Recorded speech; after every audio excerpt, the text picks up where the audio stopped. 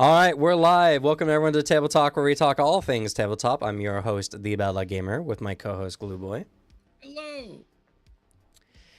And today we have a very interesting topic. I have, in very recent times, been delving into a variety of systems that have very wildly different styles of mechanics and different types of engines. And it's really made me think of what Tabletop has. And so today we're going to discuss what systems do I think fit Tabletop better, because I do think there are some that do, and what is good about like all these kinds of systems. Also, Andrew, since you're here, I have purchased and looked into Genesis, so we'll talk about that today. I don't think you'll like everything we'll say, but we will talk about it today.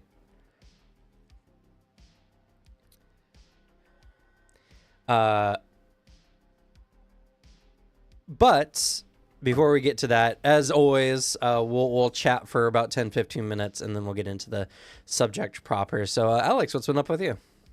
Not much else. I finally put out a video.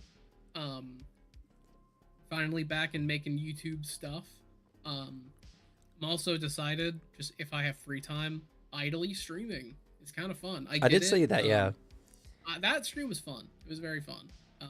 Just played GeoGuessr for like 2 hours, and then like talked shop, talking about like, especially because people were asking, brought it up of like me with Bloodlines 2, doing a lot of WOD stuff. I'm obligated, so yeah, I'm gonna like make a video out of it for at some point. So I'm gonna have to get footage, and I'll take the day it releases to figure out like how to get it to run the best, because I'll be sometimes my PC doesn't like certain games, so I'll figure things out. But yeah, there's a lot of discourse going on about that, and I'll stream more as time goes on, because it is actually fun, especially with GeoGuessr. It's just very fun because it's just a bunch of people. We're all just trying to figure it out with chat, because I suck at the game. Them telling me the answer doesn't help me. Right. As for me, I've been diving hardcore into the Sanderson verse some more. I've been going down the, I guess, current Raffo verse, and or the current Raffo list, and I'm now just starting Warbreaker. Oh, that reminds me. Did you read Six of the Dusk? Yes. Yeah. Okay. That has been my favorite short story so far. Oh, interesting. Mine's the other. Mine is Silence. Shadows of Silence. Interesting. I think it's really sick. I think the world it paints is really cool and like kind of spooky. I like the idea of a world where like it's just controlled by these weird entities that just shape how life has to work. Well, kind of. It's a little bit, yeah. I mean, yeah, like now you're in a place where like open flame is much harder. Well, lighting open flames, yeah. Yeah, you can't really do that. So like flames have to be like perpetually burning. Just turning off the fact like night travel is just way harder now. That story of just people like, we're living, we're trying, I really think it's cool. Yeah. Only because like I didn't know if I caught you with the update of like, you don't have to read Six of the Dusk if you instead just do Emberdark. But if you're just gonna read Emberdark down the line, there's a bunch of chapters you can skip, because it's literally one for one the short story. Oh, that's okay. Yeah, the short story has been integrated into Isles of the Emberdark, because as Sanderson puts it, he felt weird having a book that would require homework. Yeah, so he just integrated it in there. That's fair. I like it because of the implications, and learning stuff about the AVR is really cool now, and oh yeah, how they work was very interesting. The world there, that world is super sick, and like the idea with Pachi of like, here's a island, everything is malicious and will kill you. Everything will kill you. I'm a sucker for that. Yeah. Oh no, I liked Dusk too. I thought he was a very interesting, complex character. Yeah, I like the introspection that a very quiet character can put on. And my favorite thing is just him. I don't remember how much of it was in the short story. Just him being like, it wasn't a question, so he didn't reply. Because then he's just paired like with a very talkative person. He's like, I don't know what to deal with. But she was not annoying. Yeah, she was cool. And I like how he was kind of getting fond of her over their journey.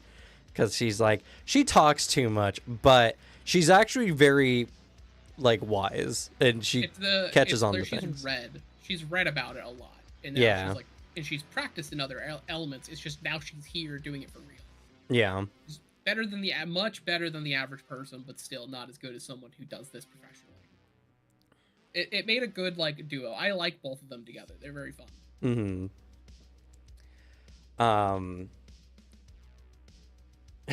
By Fresco. To be fair, I do love Frescos.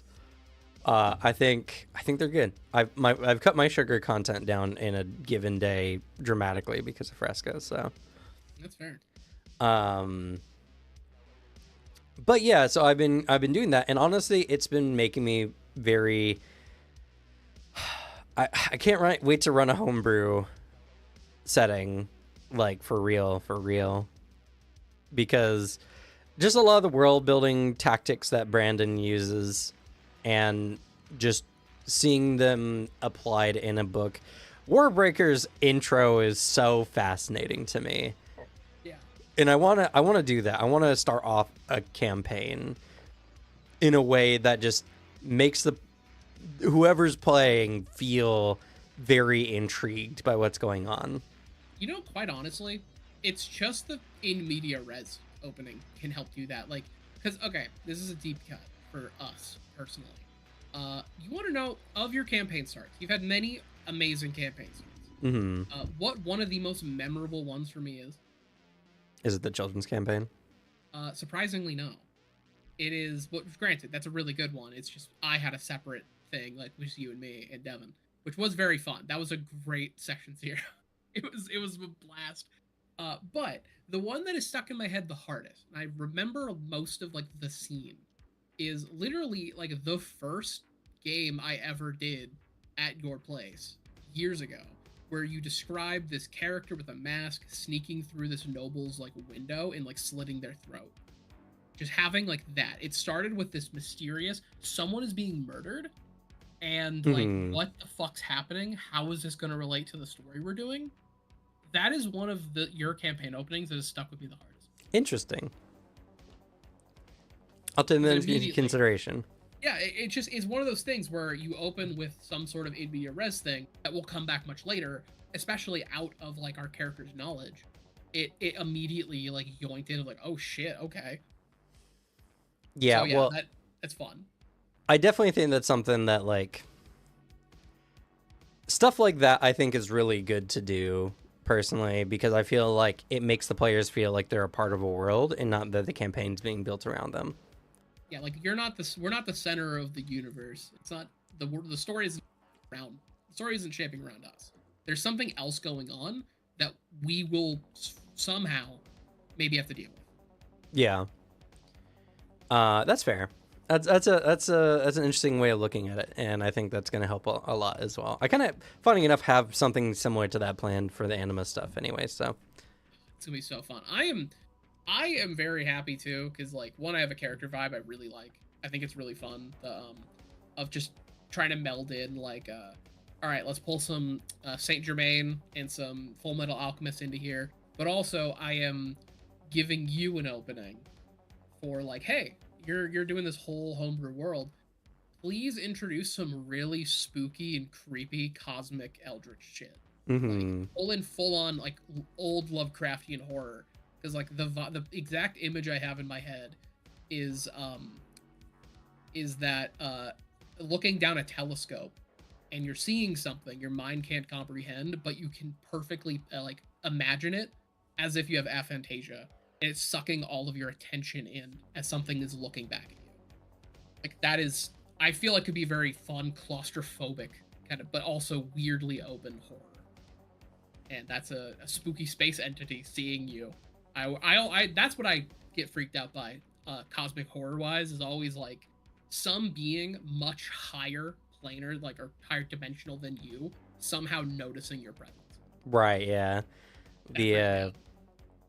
there's a specific phobia around like being perceived. Yeah, it's like it is the idea of like something looking at you that has no right of perceiving your presence at all. Hmm. Like there is no reason that this what happened that got this thing to be like, oh shit, who's this person? Yeah, it's kind of like in yes, with Bill Skarsgård, how they set him up, where the way its eye follows the viewer rather than Yeah, the people watching, that kind of stuff. Like super effective. it's very good. And I love horror stuff too, and I can't wait to do more. You know, honestly, like I don't begrudge the last few years of just trying new games and stuff like that. I think it was really good. I think it was very healthy. I Uh, agree. but at the same time, maybe it's just now. Maybe it's just like we hit that period where it's starting to feel it. I feel like our games will get infinitely better if we just have like something that is more focused on overall. Mhm. I Like was talking some longer campaign time.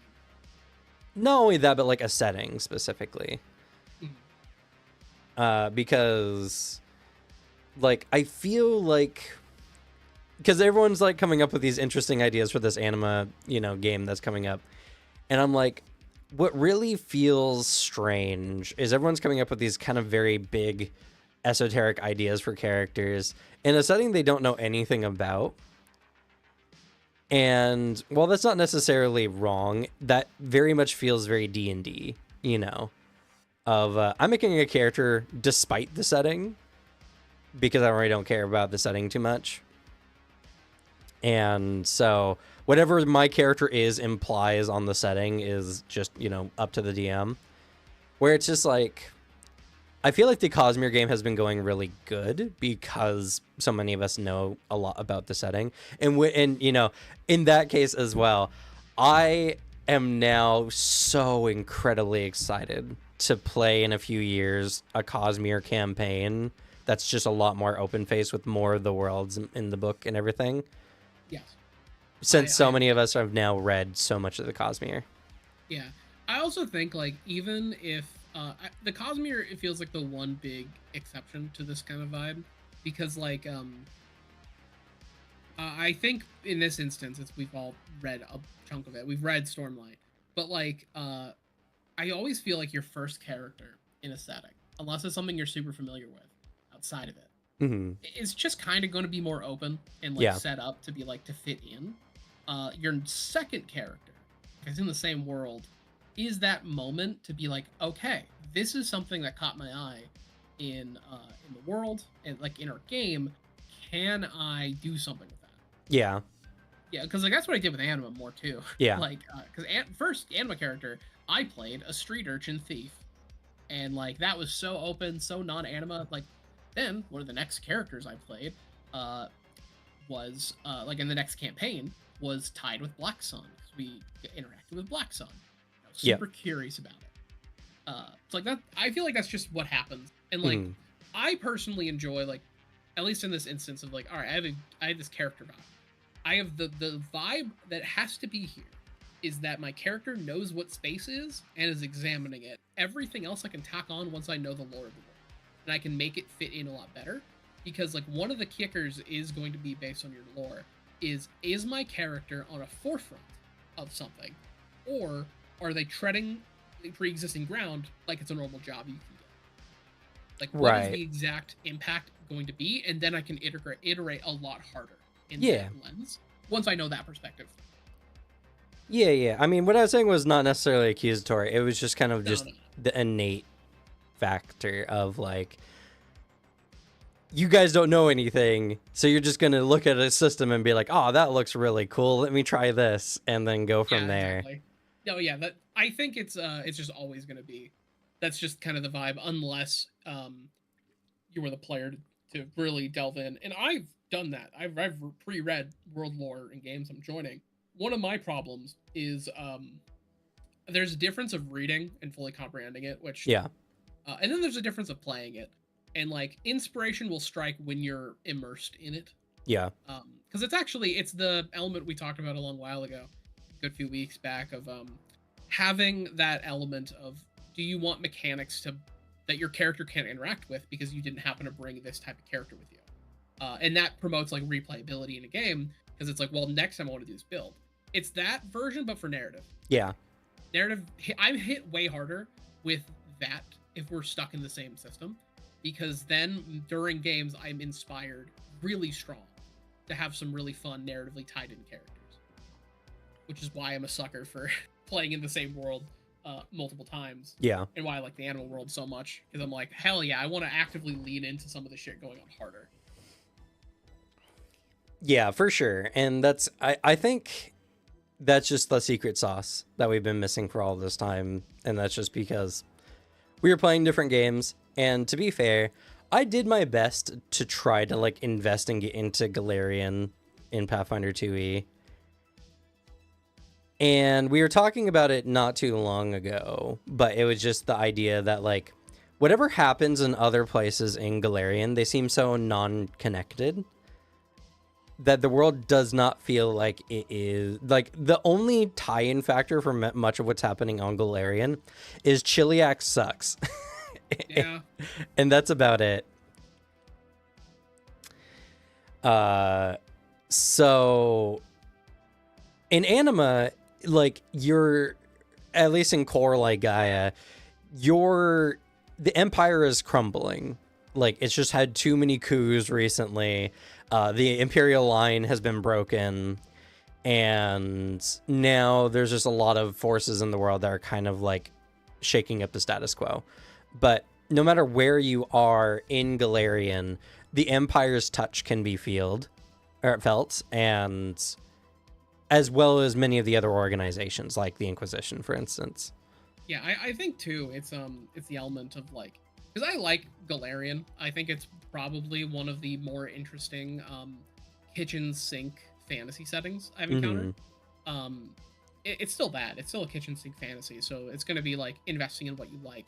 I when examining it could feel like, okay, I could pull something really fun out of this, and I feel like I could pull something fun more if I got super invested. I think the real difference, because I am not, having examined both games, but like not incredibly deep, I am not able to say which setting I think is like better.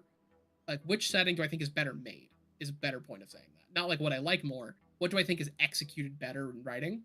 The thing is though, the part that makes me like Gaia more is your level of investment, because that will always come through no matter what you do for like a setting.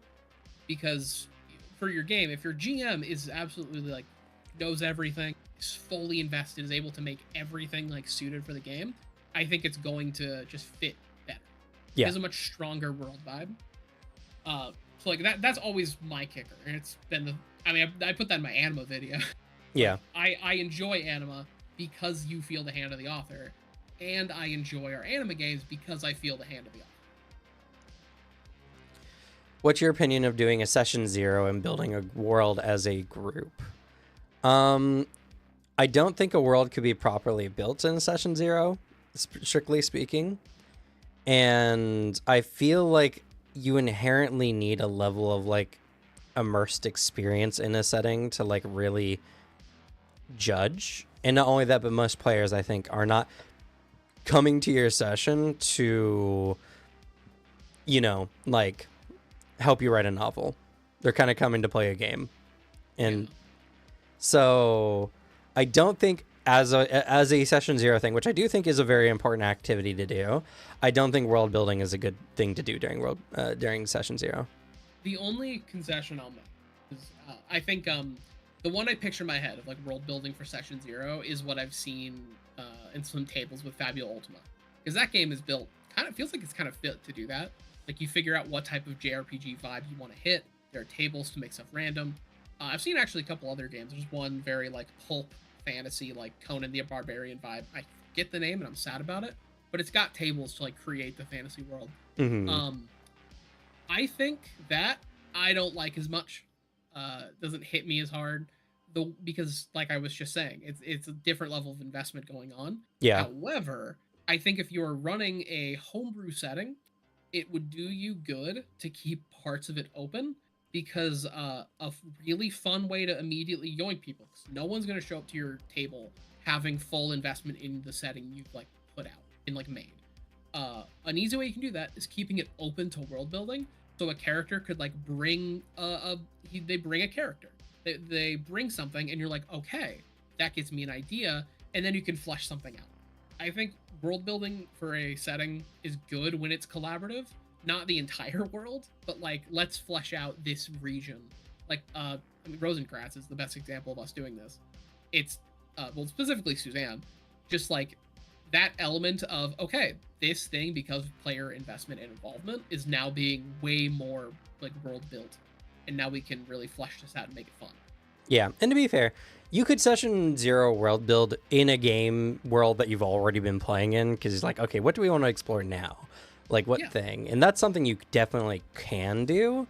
But I would say, as a general rule, I wouldn't do world building in session zero. It is like to that extent.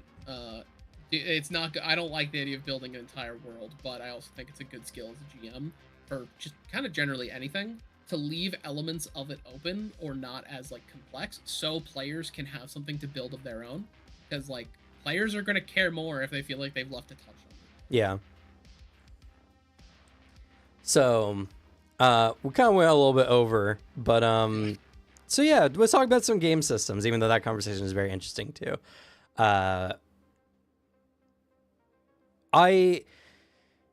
It's very interesting because tabletop is very like subjective.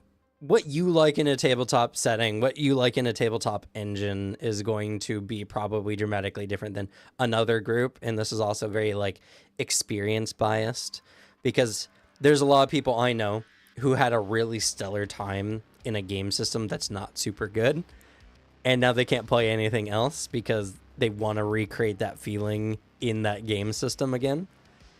And and then they try something different and they don't either have as good of an experience, or it contracts too heavily against what they enjoyed about that one good campaign. And so they're like, I really don't like this. I remember we were playing, my wife was running a game, and we brought in a guy who just really, really likes D&D 5e. And so when anything was just different than D&D 5e, he would just complain the entire time. And it's just like, even though objectively speaking, he was just wrong, or he's just, like, what he was complaining about was not necessarily the problem. Like, he was upset that clerics had to build charisma to get more healing, even though he was not playing a cleric who was very heal based. He was playing more of like a combat cleric. So, but he was complaining like, I feel like I need to put into charisma. It's like, yeah, but when do you heal? You probably don't need as much charisma as you're thinking you do, because you're just not worried about it anyway. You just don't like that you think you might have to do something like this, because that's how your class builds. Yeah, that is a very weird kind of issue, because I think it's fair to have issues with a game system, and depending on the vibe, I think it's good to voice it. If I have like issues with some mechanics, like this doesn't come up even that often. Like there are times where I'm like, I'm not gonna fuck the vibes by like just openly complaining about something I don't like. Me and actually the strongest one is me in 5e D&D. Same. Just me hitting that. I was just like, I'm just not going to complain because I'm not going to ruin this for people. I think the one where I've only done it openly, I think was when we were playing Shadowrun, where I was like, or Shadowrun and maybe a bit of like first Starfinder, where I'm just like, that's the one I think I was more vocal. But granted, it was a stream where the point of it was us to build up knowledge so we could criticize it later. Yeah. So those were the ones I'm like, I don't like how this is done. This is really annoying to do. Yeah, that specific style. Everyone's gonna have like a different type of end game or thing they enjoy the most.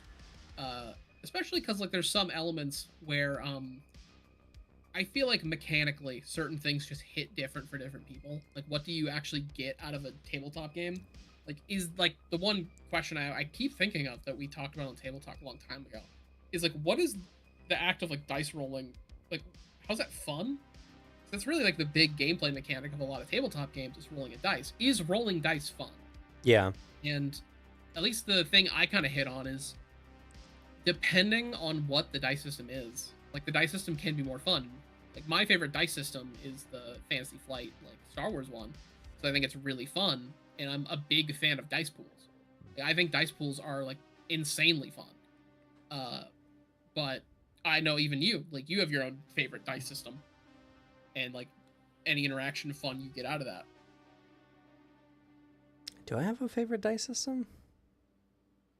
We were talking about like if you had to pick one system as your favorite dice system. Do you remember what I said? I think you said yours was either some good old D6s because the math is good, or it's definitely the not ascending dice type. I do like ascending dice type. I think it's that one was one you said because it was. I mean, it makes sense. It's what we kind of have in the 333. I would never say D6s. That's. I remember that incorrectly.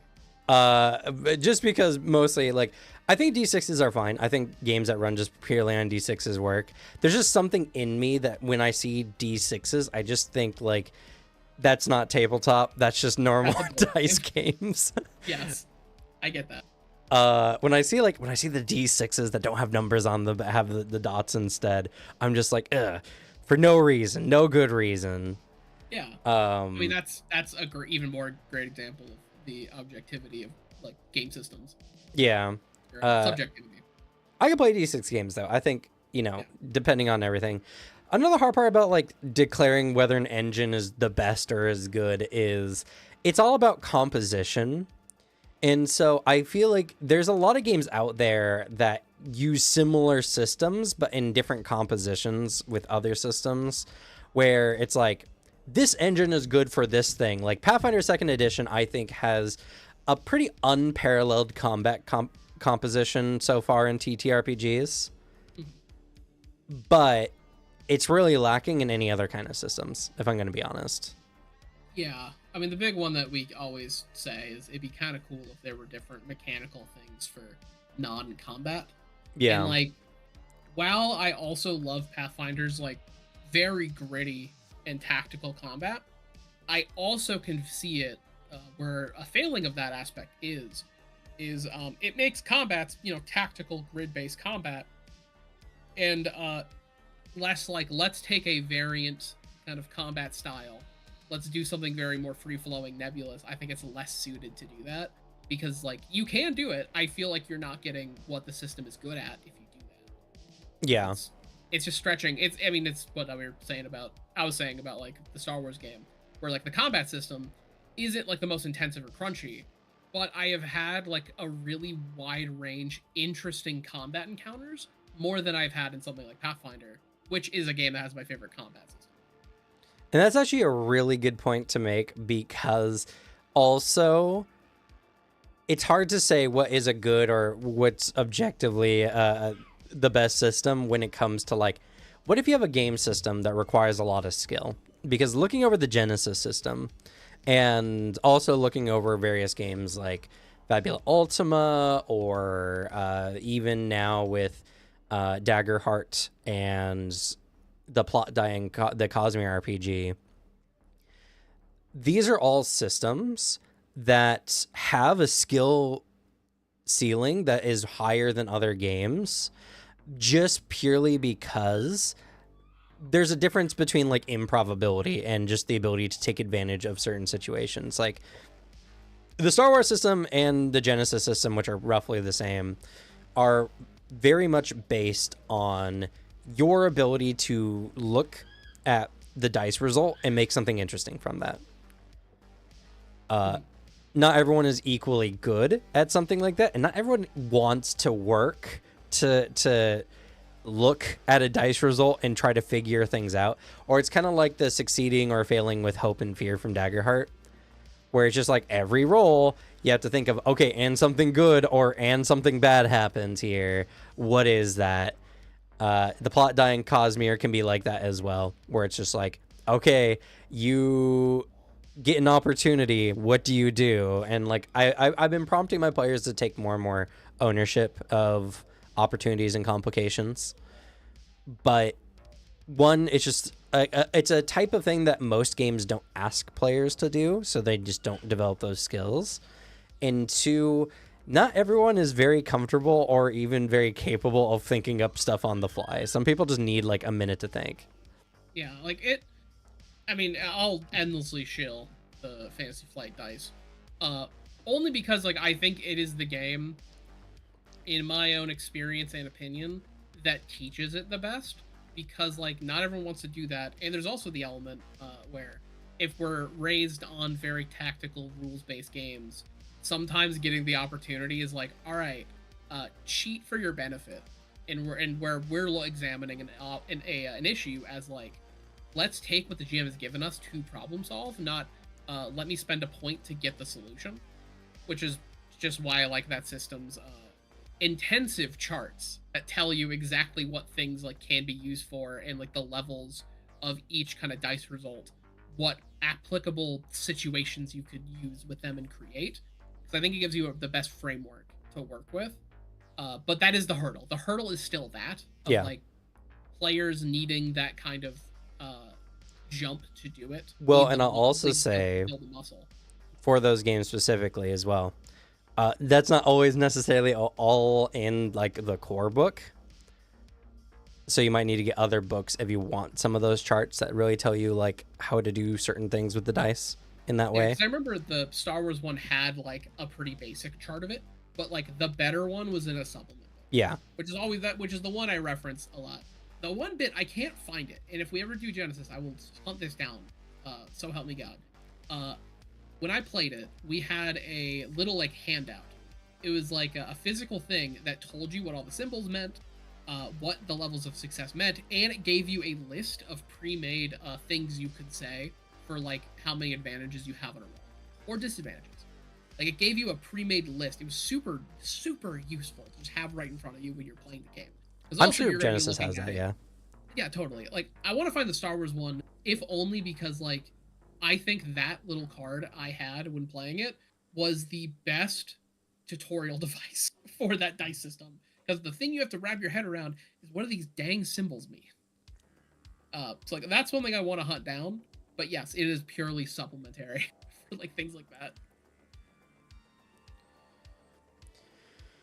that. So like, oh, BLG, you're just saying that there's no good answers because everything is super subjective. Yes and no.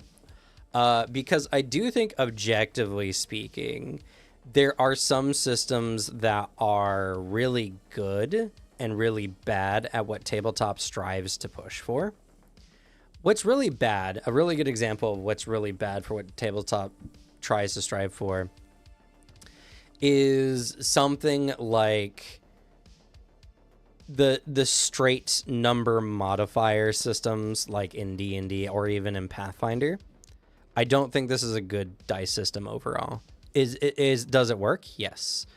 Does it allow you to mathematically gauge character skill and like allow you to adjust things like probability for success and failure? Yes.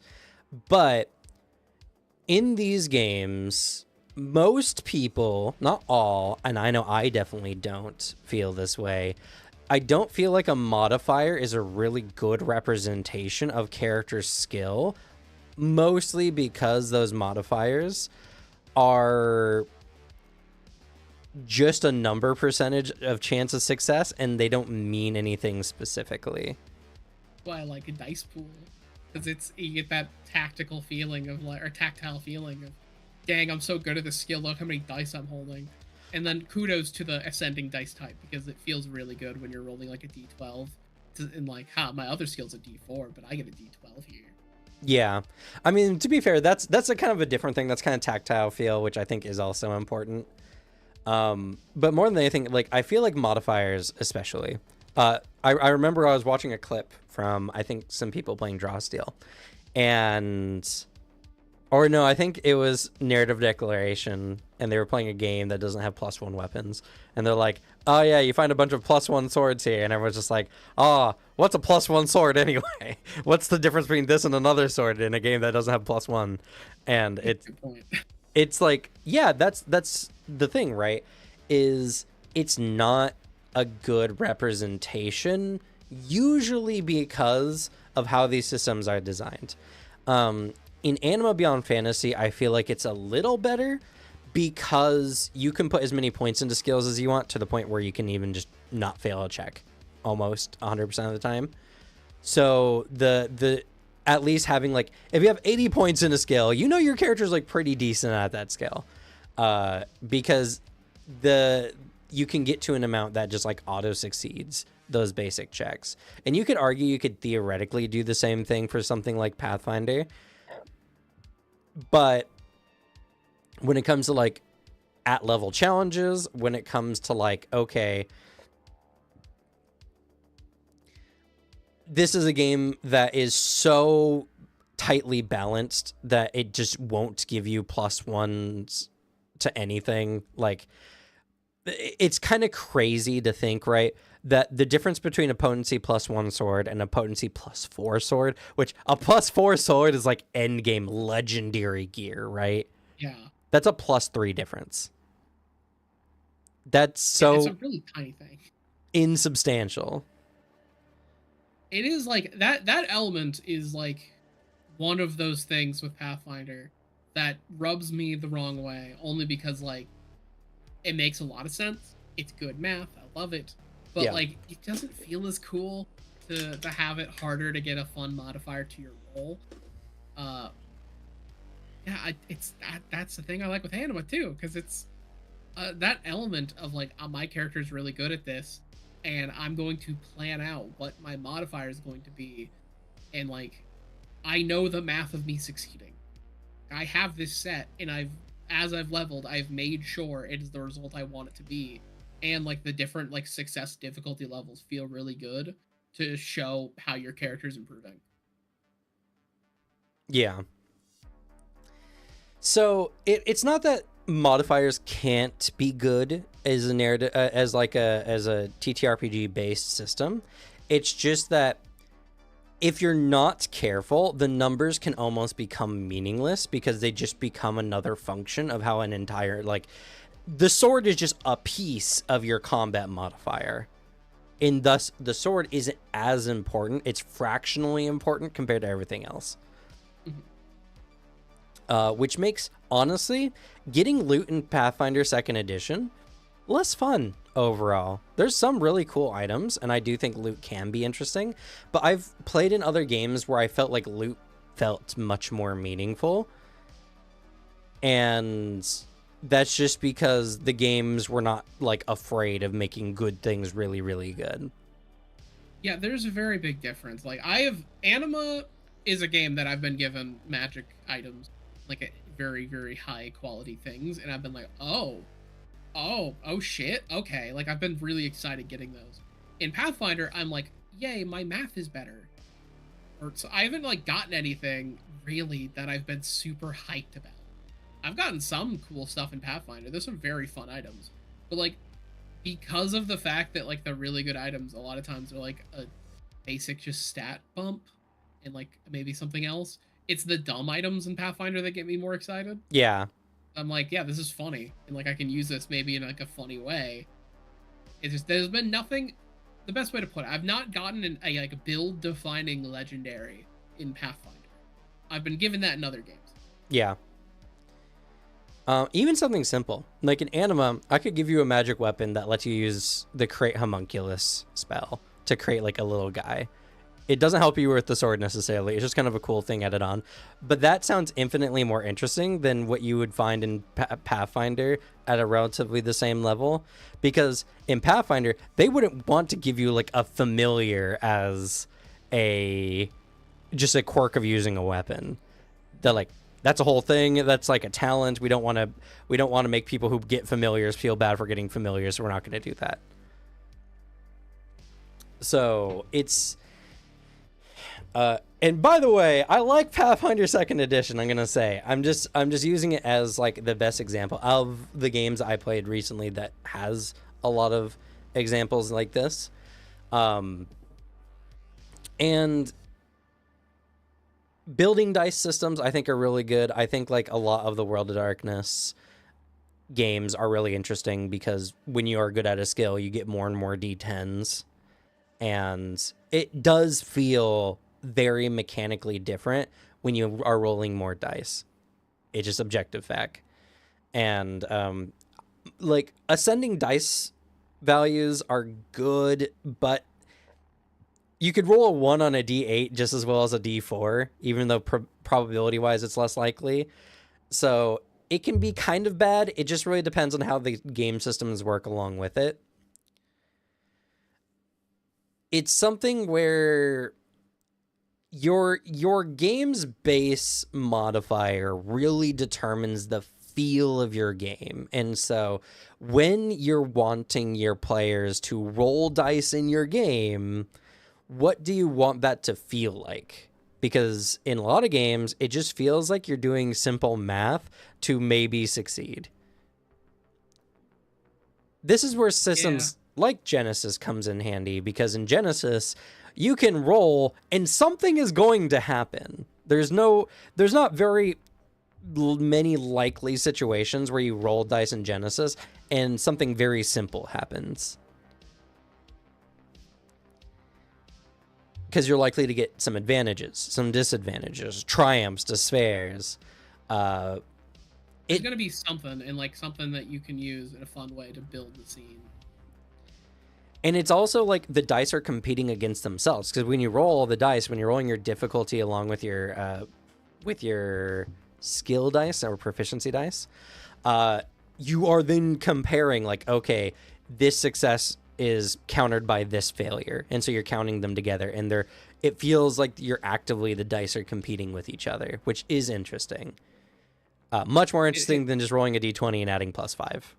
Yeah, it's one of the things that's also fun about like having I guess active rolls against things, like the attack roll defense roll thing, because even though there's salty moments like Anima's attack in defense rolls, it'll always happen. Games are swingy. Like looking back on it, I'm like, that's so much more fun though than a d20. Just flat AC. I think it's so much more interesting to like see different types of thing, and then you're canceling things out and doing math. Like, it's fun to do that. Mm-hmm. Because it's like finally I get to interact with like the game more when the dice usually handle it. Yeah, and actually that's an interesting point you bring up as well. I get to interact with the game more. So one of the things when I was going over the Genesis system in general, one of the things that really stuck out to me is this feels like every dice roll is going to eat up more time than it would in any other kind of game. Yeah. But is that a good thing or a bad thing? Because I think it could be both. I think in a game like Genesis, you're only going to make your players roll when they absolutely have to. You kind of want to minimize it to a degree. But the Genesis system doesn't have necessarily like an expertise system or anything like that, which I feel like if you added something like to Genesis, it would be a lot better. Granted, I haven't read every supplemental book, but I don't think a game can be rated based on supplemental books. You got to have it in your core book, or what's the point, you know? Yeah. And in Genesis, it's like without that guidance, without that kind of like GM know-how, it can make a game feel like a slog, because you are, okay, I'm doing this. I'm using these story points, I believe they're called, to up my dice to proficiency dice. Yeah, I think it's the Force when you're doing Star Wars. Yeah, I believe they're called story points in Genesis. And so, but that is fun for the player who's doing that currently. I do think that is interesting and fun, but you're in a group setting. So like, is that fun for everyone else? I don't know. I'll at least say, in my experience of playing it, the the moment it takes the longest is going to be when you're learning the system. Yeah. After that, it becomes pretty quick. But it is quick in the way of you need the expertise to use it. You need to know what the symbols mean, and once you like have a session or two in, it becomes way easier and like way quicker. And then it takes as long as any other dice pool system, which is longer than a D20. But like, and that's me doing it physical, by the way. I'm describing doing it physically. When if you're doing it online, it probably does it for you.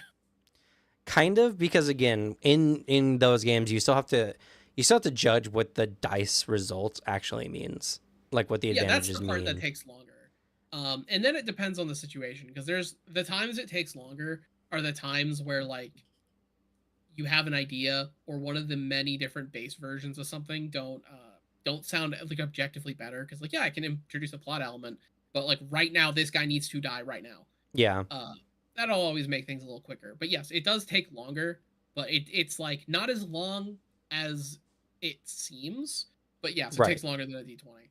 Yeah, yeah, of course. And I mean, And yeah, meta currency, depending on the game, because I actually remember this. It's plot dice in that system. Only because I'm kind of the reason Hugh put that in his game, because I was telling him about the Star Wars dice system, and he liked the idea of plot dice. Uh, and especially the fact that like in the Star Wars version, you have the meta currency of light side and dark side points. And like for every light side point you as the player spend, the GM gets a dark side point, and that they can use, and it trades. you know Because what? if they use a dark side, you get a light side. Uh, Still, like, that's an interesting point I want to jump on real quick, but in just in a moment. Uh, oh, the music stopped. Why? Why'd the video pause? It's very weird. I hate how there's this thing on YouTube where if the window's not open, they won't loop right, which That is is really weird. dumb. But what I was saying was it just depends. And in Genesis specifically, I haven't looked into the Star Wars one in a while. I do own the Star Wars one though, actually. There a lot of the abilities also affects the dice pool you have, and also enemy abilities can affect the dice pool. So there's just a lot of factors that can make building and using dice pool just take about 3 to 5 times as long as any other kind of game, if not more sometimes. Even when you're good, even at max like proficiency. Only bit is like the fact like interacting with it is just the fun, because like I can't get over that feeling of like, yeah, it's longer, yeah, it's this, but it's the element of like, I've always felt, especially D20s, it's really, yeah, the dice are doing something, I'm not really interacting like mechanically with anything that crazy, and so it's the tactile feel of interacting with your tabletop roll. Yeah, Feels different. It's definitely not objectively the best way to do it. I don't think there is like a thing that is objectively the best way. I'd agree. But like, to me, it feels way better because it's answering this like tiny thing in my head of like, I wish I got to do more like game things with my tabletop game. Yeah, Because really, the most game I do is like describing my character and like role playing. Other than that, it's rolling a dice. And so then when I have more than just a single dice roll, I get really into it. yeah. And I think as well, it doesn't matter if it takes longer if it's more fun. It's just about cumulative table experience, though, is my If one my person argument. at the table doesn't like it, which I agree with that. I completely agree, by the way. But it is that moment of if someone at the table doesn't like it, everyone else is like, yeah, it being longer, totally fine. It's now going to feel significantly longer for the person who hates it. Yeah. They have to interact longer with a thing they don't like. That is a hurdle. Yeah. And there's a lot of people out there who want to minimize rolling down to like almost nothing to just get on with the game, which I understands the idea behind that, but I don't think that's a good way of doing it, honestly. Yeah, like it is that bit of at some point you're just kind of role playing at a table. You're doing improv. You're not really playing a game, I gotta have that element of the game. Yeah. I feel like the game needs to be as present as the story. But that's my preference on the matter, because I like story in there and gameplay in equal amounts. I can think I can feel and justify and understand the idea that sometimes getting too in the weeds of the rules gets annoying and gets in the way of telling the story you want to tell. I agree with that. But that's also a disharmony between the two elements, and like Exactly. I feel like they're good when they synergize together. Yeah, because my preference is also like I want them both to be together. That's why I get so hyped whenever I see a game rewarding me for something I was already gonna do. As I always, like, oh cool, like there's a mechanical benefit to a roleplay thing. That's even cooler to me because they're melding really well. I think they can, and it's more fun when they are both. I think the full opinion of like having a lot of rules is a roadblock to tell your story. I don't think that's true. Yeah. I think the disconnect can come when you're focused really hard on the rules, or say you have a table where like literally every 10 minutes it becomes a long discussion. That's a problem. I'm a big proponent of like flow of tabletop is very important. So like that I understand. That feeling is really annoying where you're just like, I don't care what type of action this is or what condition is like being applied or whatever, what weird edge case we're figuring out. Let me describe the thing I'm doing. I think that's a very understandable opinion to have. But I think it's better to have game with your story at the same time. You got to eat your veggies and your meat. Yeah. And I think a better way of saying it is it's bad when there's too much of a division between the roles and the rules and the story. Yeah. I also think like what I'm describing, that situation, comes about in like different table styles. So I think a more narrative based player and someone who doesn't care as much in that aspect. The story is like the big focus. Which everything's a balance, but this needs extremes. There's a lot more moments where, even if you're like playing Pathfinder, where you're gonna hand wave something, make up a rule on the fly, which is what a lot of people who say they like D&D for that reason tell me. Right. And then there's the other people where they're playing, they're for mechanical. They enjoy the game much more mechanically. The story is there, but like they're having fun with it, but really it's the rules. In that table, you know, having the big rule discussions is part of it. It's part of the fun, part of what they're doing at the table that day. And so when you meld people together, that's when it gets bad. Because like a very mechanics focused player seeing, oh, so the rules don't matter, is the same kind of problem as a very narrative focused player being like, oh my fucking god, can we play the game? Can we stop flipping through the core book? Those feel like elements of the same problem. Yes, and you know what, this is kind of looped back around to a point I was gonna hop on earlier, and then we kind of tangented a bit. So the light side and dark side points. Genesis has story points for both players and the GM, and there's a lot of games that kind of have this. I think Daggerheart has something similar as well. They have hope, and the GM gets fear points to use. I think these are bad game elements. I don't think the player side ones are bad. I think the GM side ones are bad because inherently they create antagonism between GM and players. I can understand that. I don't know why these games are being designed in a way where the GM gets to jump in with a gotcha on the players that make what they're doing harder or more difficult. I don't feel like, to be fair, I'm not an antagonistic GM, so maybe there's people out there who love this kind of game element of the like, I want to attack my players sometimes. I like it when it's me versus them. Then go off. I think that's fine. I think you can have fun with that too. If you like feeling competitive in a TTRPG storytelling situation, I think there's some value to that. I think the idea of the more you push your players, the more you kind of validate their experience, right? Because it's just like, I didn't take it easy on my players, but they still succeeded anyway. I've done that before, and I felt good about that kind of stuff, so I can get that. But it can hit good. But why are these games intentionally creating moments for a GM to make a player have less fun? Yeah, I get what you mean, because like it's that element of like having the GM gotcha. I feel is bad form.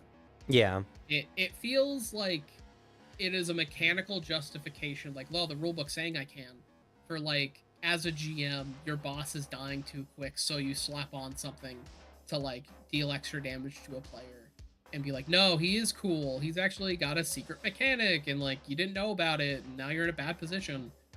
It's like a mechanical excuse for that kind of behavior. I Yeah. don't think is good form unless everyone at the table is like, yeah, that's what we want. I mean, I think there are situations where it can be done well. I think a GM can have a lot of tact with it, and it can be a thing of like, well, you guys are very powerful. This is just how the game balances out your power to some degree, where I can make things more difficult because your journeys are about struggling. I mean, if you've read Brandon Sanderson novels, you know he's playing with this system. Whenever the players get something good, he's going to throw something 10 times worse back at them. It's just how he writes. I honestly don't like it that much. I feel like sometimes he's punishing to the characters too much in his story, but I can see the value in it for sure. But as a core mechanic for people who are even like moderately interested in tabletop or like have been playing a few games, when you read these systems at their face value, it always comes across as you use these to hurt your players. And that I don't think is good design, nor is that good like training for people who are trying to become better GMs or people who are learning to become GMs in the first place. Yeah, I get what you're saying. Like, a version of it that I think can work in the way that it becomes more mechanicfied. It's funny enough, the same mechanic was what Q based his whole plot dice system on. An element with that, because it was iterated a long time, because it started out feeling, it was like, okay, this is very antagonistic. There's a lot of gotchas built in. Over time, it's developed into like, yeah, they have gotchas. The players have GM gotchas, and a core part of the game mechanic now with these like meta currencies is actively suppressing the GM's version, because it's way more player sided in his game. So like now the players have a lot of methods to shut down the gotcha, and it felt way better the moment you have that, because inherently, kind of speaking, it feels better when the players have a bit more strength on their side of the table. Yeah. Where like they have easier responses to that because the players are the ones who are limited in what can occur, because they have to play in the restraints of the game. The GM is kind of God and can make whatever they want happen. So like there has to be some form of catch for the power imbalance, and a good way you could easily do that is mechanics that you interact with in the game. Yeah, and I like them better on the player side than the GM side, because like I agree. Like you said, to a degree, I don't think GMs need points to hurt players. I feel like they could just make whatever happen anyway. So the points feel, one, kind of redundant and unnecessary, and two, they can also make it feel punishing for the players, right? Like, you're doing a thing, and then you gotta choose, like, do I give the GM this points to use this really cool ability? That almost feels punishing to use your really cool abilities. Yeah. I'm not saying this is how it always feels. I'm not saying that that's always how it necessarily works. And sometimes it's fun to make those decisions of, do I do this knowing it's going to make the GM more powerful? I've heard people talk about that, like, for Daggerheart stuff all the time, and people seem to like that, so I think that's fine. But I just personally, I don't think that's really good. I think that's not a good design, because it inherently, again, creates antagonism between players and GM. And in a lot of these situations, we've always given the caveat, but the GM's really good. But what if your GM is not good? What if they're just trying to learn the game? I feel like it's bad form. No, yeah, I feel similar. The at least in play, when I was doing it, it works better, I feel, when your GM is not antagonistic, and it's the fact of like you have really low amounts of like the meta currency. Yeah. And it's set up that it resets every session, so it's now like a thing for the session rather than like for the entire game. It makes it feel a little better, but it is 100% like yeah, a mechanical reason to punish a player when, like, depending on how your GM's operating, can get really bad. And also, you can just do it in different ways. Yeah. Like, I agree. I think that's like the general vibe of, for me as well, for a lot of meta currency stuff. The hope is that you have a GM who does it right, but as a mechanic, it is something I would hesitate to put in a game I worked on if I made tabletop games. Yeah. Another similar system that I like and dislike for different reasons is the plot die in Cosmere. The plot die in Cosmere, I love it when I have when I've been running events, and an event sometimes will come up where you get this many complications and then something bad happens. So it adds pressure to the scene and it makes it very tense. What I don't like about the plot die is players want to roll the plot die because it has a chance of doing something good. But there's just a lot of times where it's just like, all right, raise the stakes. And the player's like, oh, I got a complication. And that just instantly diminishes the roll for that player because they're like, you hit really good, but you drop your weapon kind of thing, which feels kind of bad. Yeah. I try to minimize that to some degree. Because I understand the premise of the plot die. The plot die is supposed to make the scenes more interesting. Sometimes when the hero does a thing, it comes at a cost, you know? And that's kind of the idea behind the plot die. And funny enough, our friends over what is Tabletop, they're like, why don't we just roll the plot die all the time? And I'm like, it's because the complications are kind of bad. So you want to kind of minimize the way players feel about complications by just making the plot die a little bit more rare. And then they were also saying, why is there blank sides of the die? Why am I rolling the plot die at all if I'm not expecting something good or bad to come out of it? And I can kind of agree to some aspect. But again, a plot die is not always a good thing. Sometimes it comes at a time where you're like, I'm already really good at this. I don't need the plot die right now. But the fact that your complication could cause something bad to happen is like the reason why it's there. And so I like it when complications are like a trigger for an event. Usually it's like 3, maybe 5 complications. Not super common, but like it can happen. Mm-hmm. And it adds tension to a scene, which I think is good.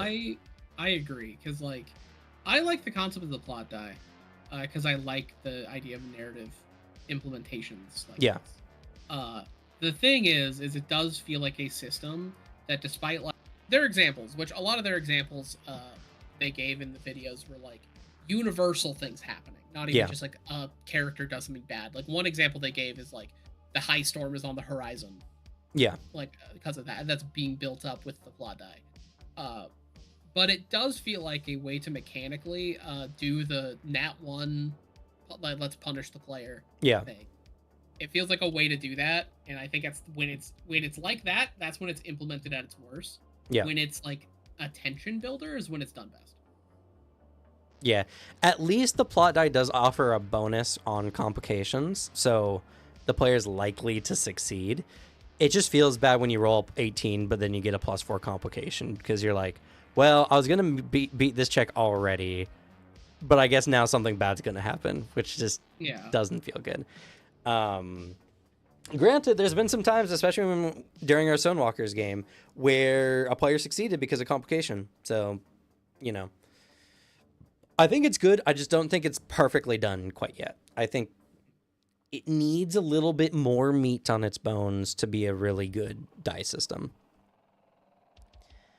And that's kind of one of the reasons why when we were running the 333 for my narrative crunch system, I liked my version of player complications more of, hey, I'm going to offer you a devil deal right now, player. I'll give you a reward, but something bad's going to happen, you know. That bargain creates interesting moments, I feel like. Yeah, it makes like a interesting elective kind of thing, which is always my stance. I am always of the stance of like, when it's elective, it's better. Yeah. When like you as the player are opting into something, it feels pretty good. Um, when it is kind of against your will and feels more like the game or GM is punishing you for a dice symbol, it feels worse. Yeah. So, like on meta currencies in general, I always like the player side ones. Though if it feels like the player side ones are imbalancing your game, maybe your system is maybe a little overtuned. Though again, I don't know how players can feel too strong when the GM has ultimate power to throw whatever at the players. Yeah, like I feel like it's a problem when the power discrepancy is coming at a detriment to the game, because I think, as we were kind of just saying, there is an element where the players should have a bit more things in their favor to work with, and it's when like, oh, we can't lose anything. That's when it becomes a problem. Yeah. Well, and also, I'll make a double notice. A double mention. I am aware of when systems are too in the player's favor, it can break world building, because it's just like, okay, the players have so much in their favor. I have to give the group of bandits at like level 3 some super powerful dude to make it challenging for my players, even though they definitely wouldn't have access to this character or equipment or whatever, you know. Like, it is a thing where player power can affect the setting, because if you want to create appropriate challenge, you might have to twist your world setting in order to make that challenge happening, which is bad. Which is why player power should be roughly, I don't know, like, it's hard to put a number on. I would say player power should be like an 80% power difference between them and their challenge, where like 80% of the time the players are going to win like pretty handily, and maybe like 19% of the time they're going to win at a cost, and like 1% of the time they're going to lose, something like that. Yeah, because like I don't like the idea of being hit with a challenge that, like, the point is you're meant to fail. Okay, then why did I do this? Then like my character could just leave, and I wouldn't interact with the thing you did. Like, why would you throw me a challenge, like especially a serious one, that I meant to like lose and can't really play against? Like, you could have just described us losing. You didn't have to make me run through it. You didn't have to make me role play my ass beating. Yeah. Though, I mean, to some degree, yeah. I think... I mean, I am talking specifically in situations of like, the GM designs an encounter, not one the players did poorly, had every chance to go against, and like whatever. It is purely like the trope of like the RPG trope of the boss fight you lose. Yeah, I really don't like that. For the most part, I agree. I think it can be done well, though. It can be. If you've read, Brandon Sanderson's works, there's a lot of situations where the fight was hopeless from the beginning, but the characters didn't know, because there's something happens like during the fight that was going to happen that they didn't see the signs for, and so there's that sudden like rising hope, and then suddenly, that's a very emotional moment, and that's something I think can be very good in storytelling. I don't think there's a system for that. I think that's a GM skill kind of thing, though. So kind of not the point of the conversation, but I feel like you can have a fight the players are intended to lose and make them run through it if you follow the curve of like building excitement and then, like crushing despair to allow for character moments. Yeah. I think the difference is in my head for when like it's done poorly and done well. In our personal example of this being done well, the children's campaign in our anime game, the big bad we were dealing with was a fella known as the Unraveler. We briefly had a fight. It went poorly, but it wasn't like a combat. It was like yeah, we a combat. We did some stuff, but it lasted like 2 rounds or something. It was very short, pretty quick, and the signs were clear from the start that this was a losing battle. Feels way better because also it was that moment of like, yeah, the GM's not gonna like legitimately kill us. We're gonna like this is the send the plot forward in an interesting way. The difference from like say if the GM designed an encounter, a Pathfinder 2e combat, and it lasted like 6 turns, and the point of the combat was that the enemy was too difficult and we are going to lose. Yeah. I think that feels worse. And I'm just never a fan of like the type of combat where it's like, because it also can hit accidentally where you just designed your shit too hard and like whoops, now you have to do something to fix it. Yeah. I think it's the version of like let me give them a real challenge, and like the scale goes way out of their favor. For a not like for a more story based thing, it can work. I think if you're leaning really hard on the mechanics to do that, I think it feels bad because eventually the players are going to be like, we're going to lose this. Why do we have to like sit and do this? Yeah.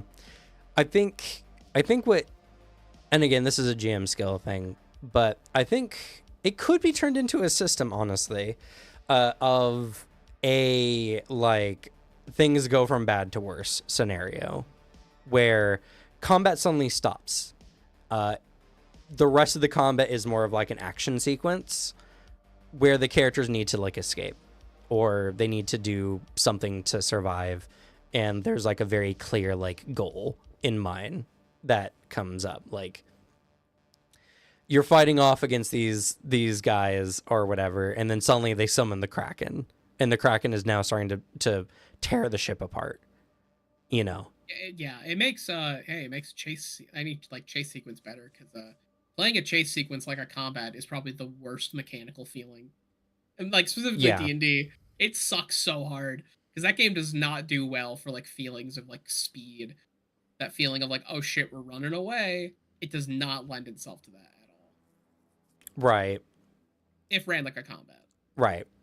Yeah, I think there's just moments where you need to think, if you're going to have like a the players lose scenario, you need to make it cinematic, and you need to make it like something that is more of like a cutscene than it is like a gameplay element, because gameplay elements imply that victory is a possibility. Like, It builds up like a false hope. It's honestly like the Endeavor system, like how Cosmere RPG does it. That form of like creating skill tests with like these things that you need this many to win, this many to like fail, this like the whole adding complications and opportunities to it. I think is an excellent system yeah, itself to like utilize cinematic moments.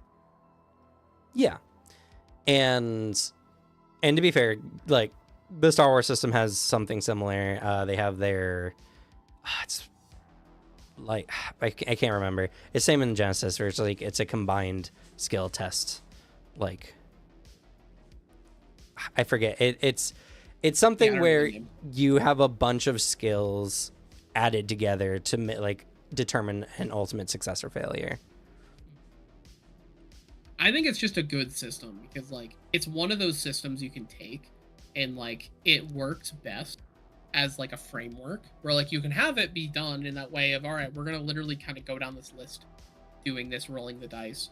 But I think any good system in a tabletop game, like what makes it a good engine isn't the fact that I'm driving around the frame of a car with a bare engine. It's the shit on top of it and like lining in the car, which is like, how can I package this system the game is giving me in a way to hit best during a scene or moment? Yeah. Which is where like I think you can hit the like Endeavor system works best when it's not like, all right guys, Endeavor time, let's go, and more like it's framed as like in the background the GM has a really easy way to arbitrate the moment. Yeah. And you know, honestly, speaking about all this as well, I wish Pathfinder had literally anything like this, really. Yeah, I agree. I think like people, including when we were gearing up for it, there's a lot of talk of like, the plot dice is a great system to steal from Cosmere. I still think it can work really in like fun ways, but what's better is steal the Endeavor system. The Endeavor system is like really cool, and it works. I feel like it can work in a lot of different systems. It feels more ubiquitous. Yeah, well, to be fair, Pathfinder does have rules for like, okay, the players need to do this thing. They need so many successes before so many failures. That's pretty commonplace in a lot of games, actually. Yeah. I like the scale it gives too. I like the scale of like this is how many successes for these different situations because it's giving the GM really nice tools. Yeah, I mean, Build up effectively, the it's context. kind of like the clock system from Fortune in the Dark. Yeah. So it's a lot of that kind of stuff. But what I like about like how Genesis would do something like this is because of how the dice innately work. Not only do you have successes and failures, but you're also advantages and disadvantages are happening at like every step of the way of the process.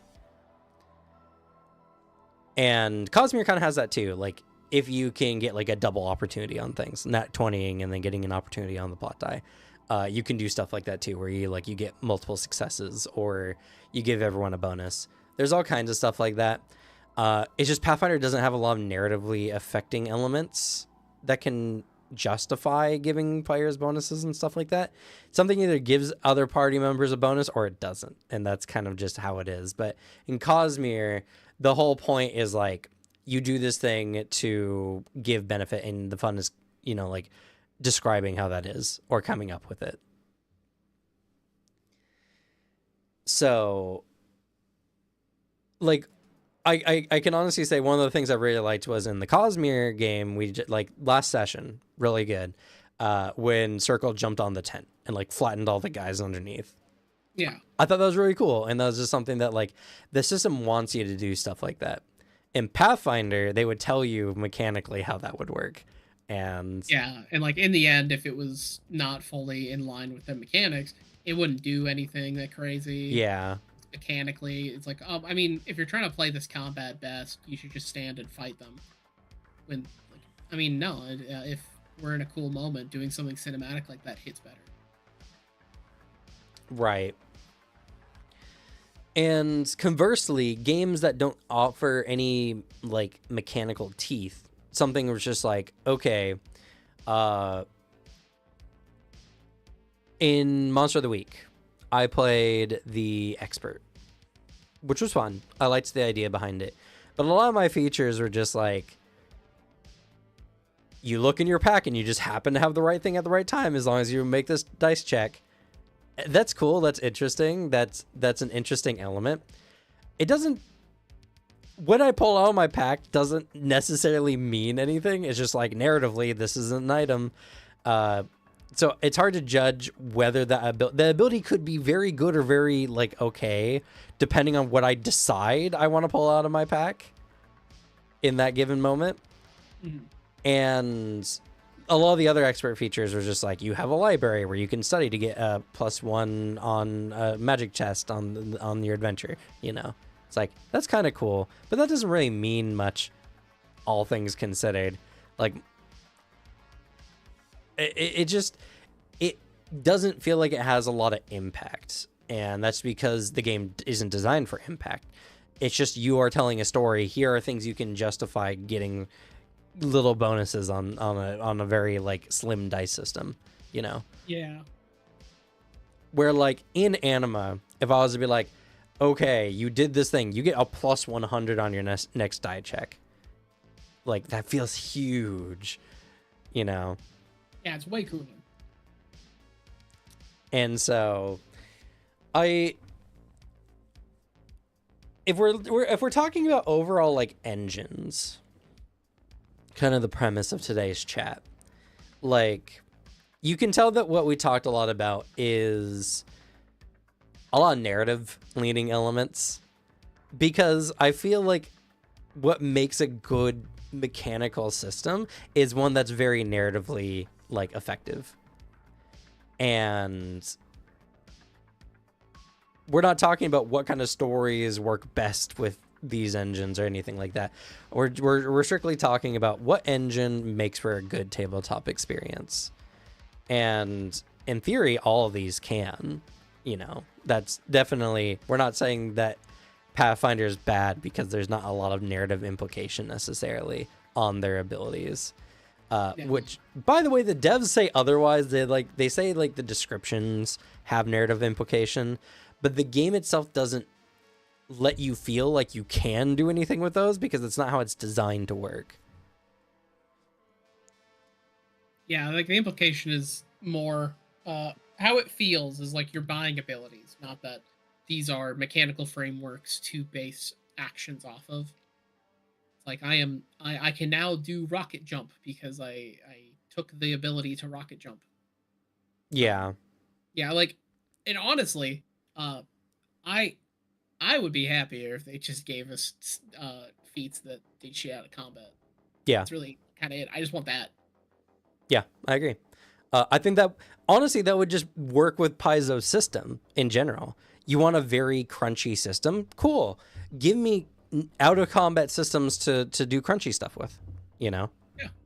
And I'll feel happy about that because then it'll be like, oh, I'm gonna do a research project. I have all these cool abilities that make researching really good. You know, I like stuff like that. I hate when a game is just like, you can research monsters by making this check, and then you get a +1 on all checks against these monsters moving forward. It just feels very unimpactful. Yeah, it's like, all right, cool, I guess. Even though I've done that plenty of times in my own games, so it's like, what do I know? I suppose, but mostly that's just because that's just like mostly I did that in Pathfinder, and that's just mostly because that's how that kind of stuff works. So, I mean, a +1 in Pathfinder is different from a +1 in like Monster of the Week. yeah. And so it's something where if we take a look at like other major systems, I haven't messed too much with Call of Cthulhu. I don't own the books yet. I will probably at some point. Roll under systems seem really cool, but I can't really speak on them too much. And again, it might just be a lot of the same stuff of like, it's kind of more in the camp of anima where you can roll under. You have so many things where your scale, the ceiling is so high that you can roll under by a lot. And so you can almost guarantee checks. From what I heard, That kind of gets in Rogue Trader. That's a roll under system. yeah. So from what I understand, I think roughly it's kind of the same thing. It's just an inverted version of Anima's table, which is interesting. I think that's fine. We kind of already talked about how all that works. Oh, you know what? Here's a really interesting idea. So in games like Call of Cthulhu, and there's a variety of other games, there's also other types of health that you can have, like sanity, for instance. And I like these kind of different meters. You kind of have to watch like different forms of health that you have for your characters. But I feel like they're so specific to a game's setting or like intended feel that, like, for instance, you can't put a sanity system in like a normal high fantasy adventure. Mm. Not unless horror is like the main element of that story. Just, it is the element of like, if you have other versions, because focus in Cosmere rules for this reason. Yeah. It's a resource and like a secondary health bar. Yeah. Because having secondary health bar adds like, all right, so there's different ways to lose, which means you have to include combat, or not even combat, just like you have to include mechanical things of like, that's not health. Which makes it more interesting. Like, sure, if you lose all your folks, you're not gonna die, but that's you like losing in the moment. It's like your mental acuity is like slipping at some point. That's like when you're debating someone, you just go blank because like, damn, that was a good ass point though. Yeah. Like it expresses a different thing, which then implies there's more depth to something that isn't just I kill the man. Exactly. We were talking with Frank from What is Tabletop, and he was talking about how they were at a convention and he was playing as a emotional allomancer, and during their little one shot, he was able to like riot someone's shame out of the combat. And I'm like, that's really cool. It makes me excited for the Mistborn stuff, really, because it's just like you have a character who does combat differently by subtly trying to erode the enemy's will to fight. The fact that I could eliminate an enemy by making them cry, like, is sick. Like if like the guard stops fighting us and he walks away because he's sobbing because you fucked with his emotions, like, yeah, that I think that should count. If there's another form of like health bar, there's another aspect of elimination. Also, that's a fun way in that specific example to have a character that's like, when you look at it, yeah, mechanically you're not a combat character, you're not fighting, but you're still doing stuff. Yeah, and you are very effective, you know? Like, Yeah. sure, you might take an enemy out of the combat temporarily, you know, maybe you make a guy run away in fear and maybe he'll come back later, who knows. But like I want combats to feel like they have other goals, I think, more often than not, or at the very least there's some dynamic things characters can do in the scene that makes it interesting. Honestly, something I should do more, and I probably will to some degree, is create elements of like the environment is a secondary objective. For instance, you're in a creaky shack with like one support beam balancing the whole thing, you know. So if a player is very destructively inclined, they can be like, I'm gonna knock that beam out and see what happens. Or, you know, like a machine is going off and you need someone really smart to get on and press the buttons and make the machine not kill everyone, you know. Stuff like that justifies character builds, makes characters more dynamic than just how good they are at killing things, and just create other goals. And I feel like there's just not enough in most systems, Cosmere being the exception. In most systems, there's not really good alternative win conditions for a majority of fights. Yeah, like it's, if you can get through the fact it's 5th edition D&D, like listening to Brian Murphy DM is all honestly one of those moments of like, ah, fuck, I can do all this really cool thing too. It's just like we talked about in our big examination of actual play GMs. He is just so good at that aspect. Like having like, this isn't just a combat, there's like multiple other things going on. He is like, is the best execution I've seen of it. Because it's clear he's just gotten really good at that, and it is insane how that man can track all of it. Yeah. So like I think it's really good. It's the kind of like good like example of something where you're like, fuck, now this is exposing all this I can do. Let me try to implement these things. As like, I think that's the good win case of actual plays. I think they can be really good tools if you're paying attention to it to see what players and GMs are doing that can be brought into your style. Like there's a lot of elements. I mean, Critical Role I think is a great example that players can learn a lot from just like watching them, because like sure, there's good voice acting and stuff, but there's also elements that it's good to look at of just active play, like actively taking part in scenes even if you're not in them. I mean, heck, in Dimension 20, you know, all the time the players are looking to do weird things in combat. Like, can I do this? Yeah. Can I do that? Asking interesting questions, trying to utilize the environment to their advantage. And while a lot of this is just GM skill, right? There's no reason why these can't be just codified and designed in games to have systems that work like this. Again, Cosmere, the focus point system, works really, really well for this. It's one of the better forms of it I've seen, and I'm all like, other than Sanity, because like I can't remember a game that has done this that I've played personally that has like different forms of health bars. Because like, yeah, like Sanity is such a specific thing, and when you think about it, focus and Sanity, depending on like how many points you're getting and like what is going to hurt it, aren't really like that far apart. It's a health bar showing like mental in some way. Yeah, mental fortitude. The difference is like, I'm not going to die when I run out of focus in Cosmere. I'm going to effectively die in something like Call of Cthulhu if I run out of Sanity. Yeah. Like, so it's just like the severity is different, but there's nothing like that crazily different. Well, and something like this as well is like, you have to expect it to be used against the players to some degree. In Cosmere, enemies can't make players lose focus and just drop out of combat. That's just not how the game works. I feel like that would be pretty bad. Hey, James. Man, it's been a minute. We're just talking about different game systems. Yeah. How you doing?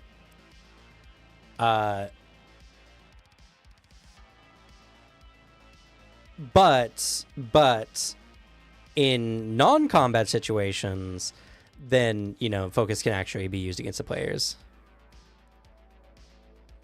Yeah, I think that's also just a better form of it, because like, if it is that situation that we had with Frank, like, you have that moment of if the GM as an enemy can make you your character exit combat, because like they, as a GM, if they're paying a lot of attention to the players, yeah, you probably know your players' weaknesses.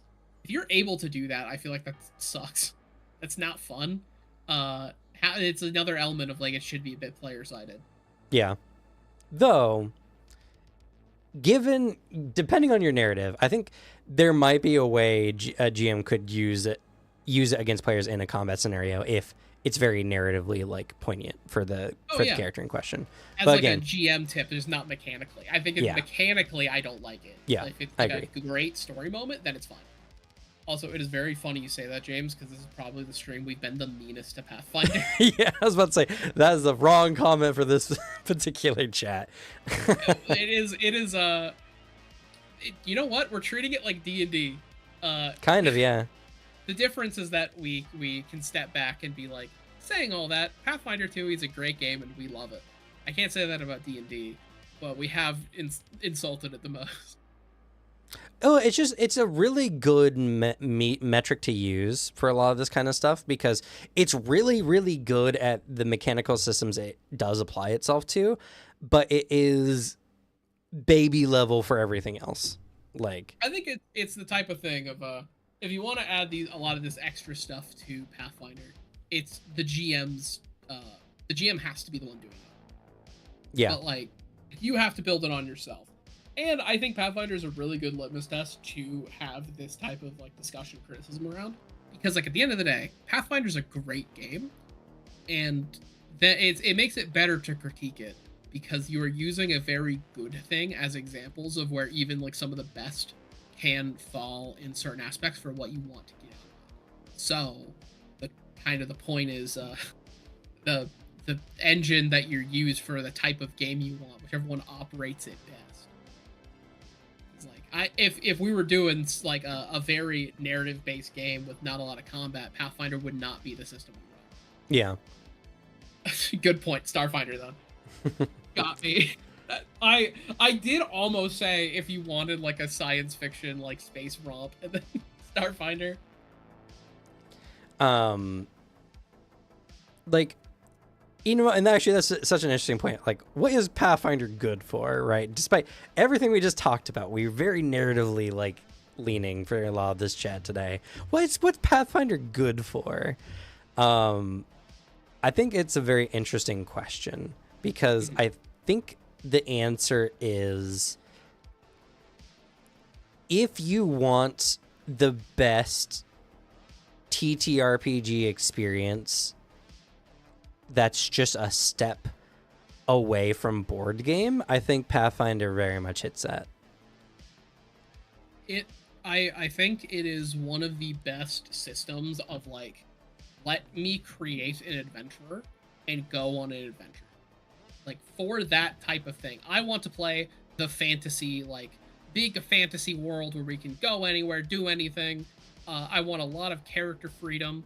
I want fun mechanics to fight because I like combat. That's the best expression of what Pathfinder is. Yeah. It's the thing actually that's getting my fiance more and more like mentioning Pathfinder for stuff like roleplay, because like it is that element of I have a character concept. Oh, that's super easy to do in Pathfinder. I feel bad for them because we're starting to lean away from Pathfinder now. It'll happen in the future. It's sure. Like when we all live together and all like the family's expanding, all that's going to do is give us more opportunities to play. That's fair. That's all it's really going to do. And I'm picturing us like 60, 70, like retired age, just oldly playing D&D, not Pathfinder. Just like we're playing Pathfinder 2e to relive the good old days. Pathfinder 5th edition is out. It's not as good as 4th edition. Who would have thought? Right. It's a bit of like really fun like little thing we can point at, be like, haha, they did the D&D thing, but we're 70 just playing the good old days. Yeah, I think Pathfinder is the best system currently for I want to play a really good game that we can also tell a story with. Hmm. That's kind of my take on it. Like the same reason why a lot of people like D&D, I feel like they should just like Pathfinder for, to be honest. Yeah, I think Pathfinder just does it objectively better. It's just like once you add on different steps of this is what I want out of this, this is what I want more focused on, these are the mechanics I want to have in my game. Or even outside, like if you're playing a game that is outside the scope of I want to go on like a cool adventure, I think it lessens. I think a Yeah, yeah. horror Pathfinder game wouldn't hit as good because like I think a part of the elements of like horror is there's an element where the threats against you are stronger, you're less capable. If I could do all these crazy Pathfinder spells to a big scary monster, it feels less scary. It feels like a cool monster I'm being given to fight rather than a horror experience. Yeah. Yeah, actually, yeah. That's a really good point as well. In a game like Pathfinder, the bigger, scarier monster is just like, oh man, how are we gonna fight this in combat? You're not you're not It turns like, into how do we a get away combat from this challenge. thing? Yeah, there's a difference of like if a xenomorph was thrown at me in I think a game that does this well, Hunter the Reckoning. Right. If for some reason you threw a xenomorph in, then the story is like, oh god, oh god, oh fuck, a xenomorph, as in like Alien One, and Yeah. then in Pathfinder it's aliens. Like it is now, let's get the guns, kill the aliens. Like that's what it is. It's just Yeah. when you have a game like put here like good teamwork tactics fantasy magic combat simulator, you're going to engage with it as a fantasy combat simulator. It's horror. It's a difference of like horror aesthetics and like I am being hunted on the Nostromo by a creature that will instantly kill me and is smarter hunting me down. I have to be careful compared to like I have to outfight this. It's a different vibe. And Yeah, that's a good way to put it. Like you can do a Cthulhu horror game, but this time you fight back. Like, yeah. you get to punch Cthulhu in Pathfinder. And I think that's fine. I think Oh that's yeah. a valid experience to have. And like I feel like a lot of this conversation has been incredibly biased, if I'm gonna be honest, because the type of narrative game style that Alex and I particularly enjoy is we like to have characters who are more dynamic than just what we can do in combat, and we want systems to complement that. Hmm. I'm And, playing a character, not a build. right. And Pathfinder only leans into the combat side of things, and everything else it is good. Like Pathfinder's 2E as a CRPG would kill it, honestly, in my opinion. Yes. And And I you like same with Starfinder. It's like I can make a very interesting person based on the mechanics I'm interacting with, but at the end of the day, each interesting character that's being expressed uniquely mechanically is a fighter. They're someone who is good at killing another person. or keeping the team alive, or Or that. team tactic. Like, Um, because like I can use the fighter class, and I have used the fighter class because I like it for this reason, to make a lot of really cool concepts. At the end of the day, the way I'm expressing the uniqueness of my character is through my own skills role playing and in combat. I don't have that same level outside of combat, like or in like a narrative or like diplomacy situations. It's less like that. yeah, When I play my character that I fully just made one of the Belmonts, I have a full like I have their full kit. I sub weapons and the chain whip. Like I have that. It works really well. The character's sick as hell, buff acrobat kind of vibe. But yeah, that is being expressed in a fight, not in like anything else. yeah. And and that's the thing. Like, what Pathfinder is good for is we like to do our role play as like interpersonal stories, and then we like to have a really cool game to play in between those interpersonal stories. Yeah, Where it's why I'm super excited for a Pathfinder CRPG. I'm so yeah, hyped for that specifically because like I get that feeling out of the CRPG to be like, yeah, I get to interact with the cool combat, but like the fun of playing Pathfinder and our types of games is like I get sick gameplay to space out the interpersonal like roleplay. yeah, It's pacing. yeah. Uh, but yeah, it's just like, and to be fair, today we've mostly just been judging like core systems, more or less. Like, I guarantee for any kind of game, right? Someone has concocted something that fixes your problems, quote unquote, with any system in particular. Yeah. And I think that's fine. But I don't really have a lot of faith in a thing fixing my problems when it's not like a core design principle of the game proper. You know what I mean? And in addition to that, cool, I found this really cool supplement that fixed it. Now I gotta hope that person makes more supplements because Pathfinder's gonna keep releasing things and none of that's gonna be involving this fix whatsoever, you know? So, Yeah.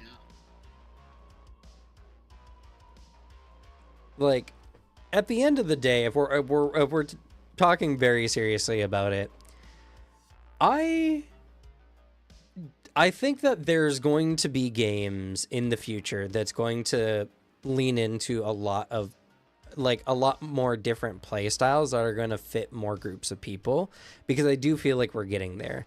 I feel like Cosmere, despite my gripes with it so far, has been making steps in the right direction. I want a Cosmere game that has more beef and chunk to it. I Mhm. I feel like the skeleton we have now is really good. I just wish there was more meat on them bones, you know, to really get into. Hopefully, Mistborn fixes a lot of that because again, they have the emotional elemency, and I'll be curious as well how they're gonna do like bronze and copper, make those interesting. And it's like that. I think that's the best way to put it. Like, Cosmere, I think, is one of the best iterations we currently have to something cooler in like 10 years time. Like, not even just like when Cosmere does more stuff. Like, when a game can come out that is inspired by the Cosmere or using the designers and like what they learned making the Cosmere game, because it's what any good industry and like creative field has. It's just, it should always get better Yeah, because you have people taking all of the lessons from before, applying it, and learning new lessons in their own practice. That is the healthy way you design and make art in some way. It should never be made in a pure vacuum by yourself, and it never will be because we're human beings and we've big spongy brains that just kind of eat up things and will pull context and pull inspiration out of everything. yeah.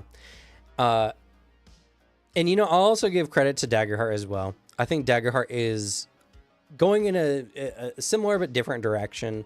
Of Daggerheart is adding a lot more narrative to like the D&D method. Mm-hmm. Like the hope and fear system I think is good. It's more role play heavy, but less mechanically like intense, more less specific in some ways than D&D typically is. But they still have things like their armor points, and they still have things like wound thresholds and everything like that. And they're trying to blend narrative and mechanical in very interesting ways. And I think they're doing really well at that as well. It's still not like what I would prefer, but maybe that was what some people who are playing D&D really really wanted. Something that was that specific blend, you know. Yeah, it is the audience that is like, I mean, a Critical Role, as everyone's putting it, it's a Critical Role D&D game, and like, it's what I would picture a Critical Role fan would want. It's Yeah. story intensive and has that, like, the vibe of the game I get on the surface, uh, a vibe that like sounds very derisive because the people who would like label it this way, I feel like, are doing it out of dislike and scorn.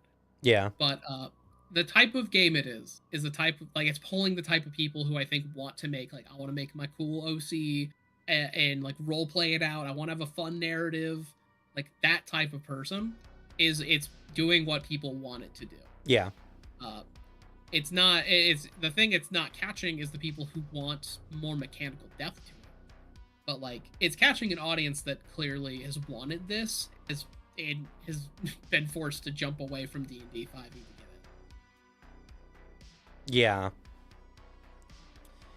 Uh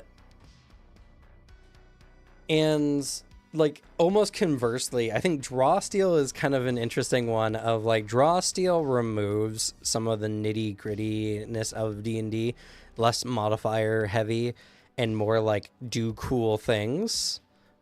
And I think that's really interesting. It's just like, hey, do you like your crunchy tabletop? Well, here's a slightly less, but still similarly crunchy tabletop.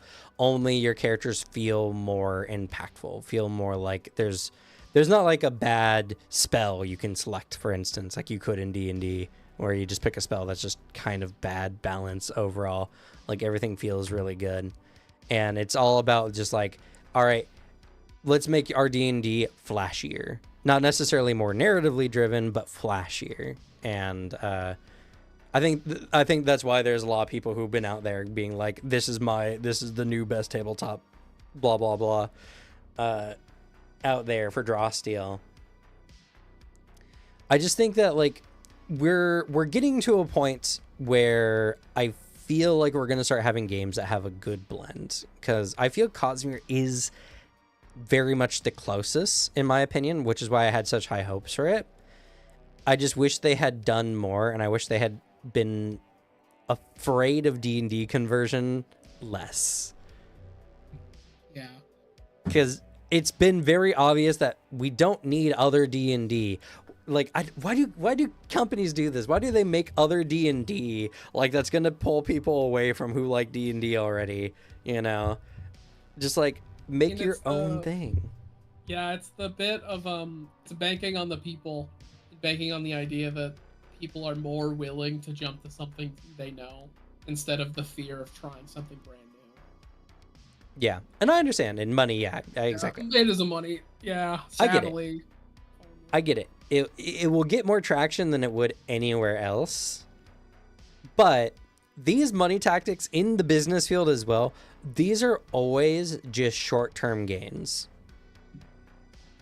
How you ever have a long-standing, very successful business is either one, you just keep up the content treadmill. You keep pumping out safe things, Disney style, you know, never do anything new and inventive because it makes enough money being not inventive as long as you have the power to output more than, you know, more than you're worried about people falling off. Or to become like an industry standard in a new type of industry. Would you say Kobold Press fits this mold?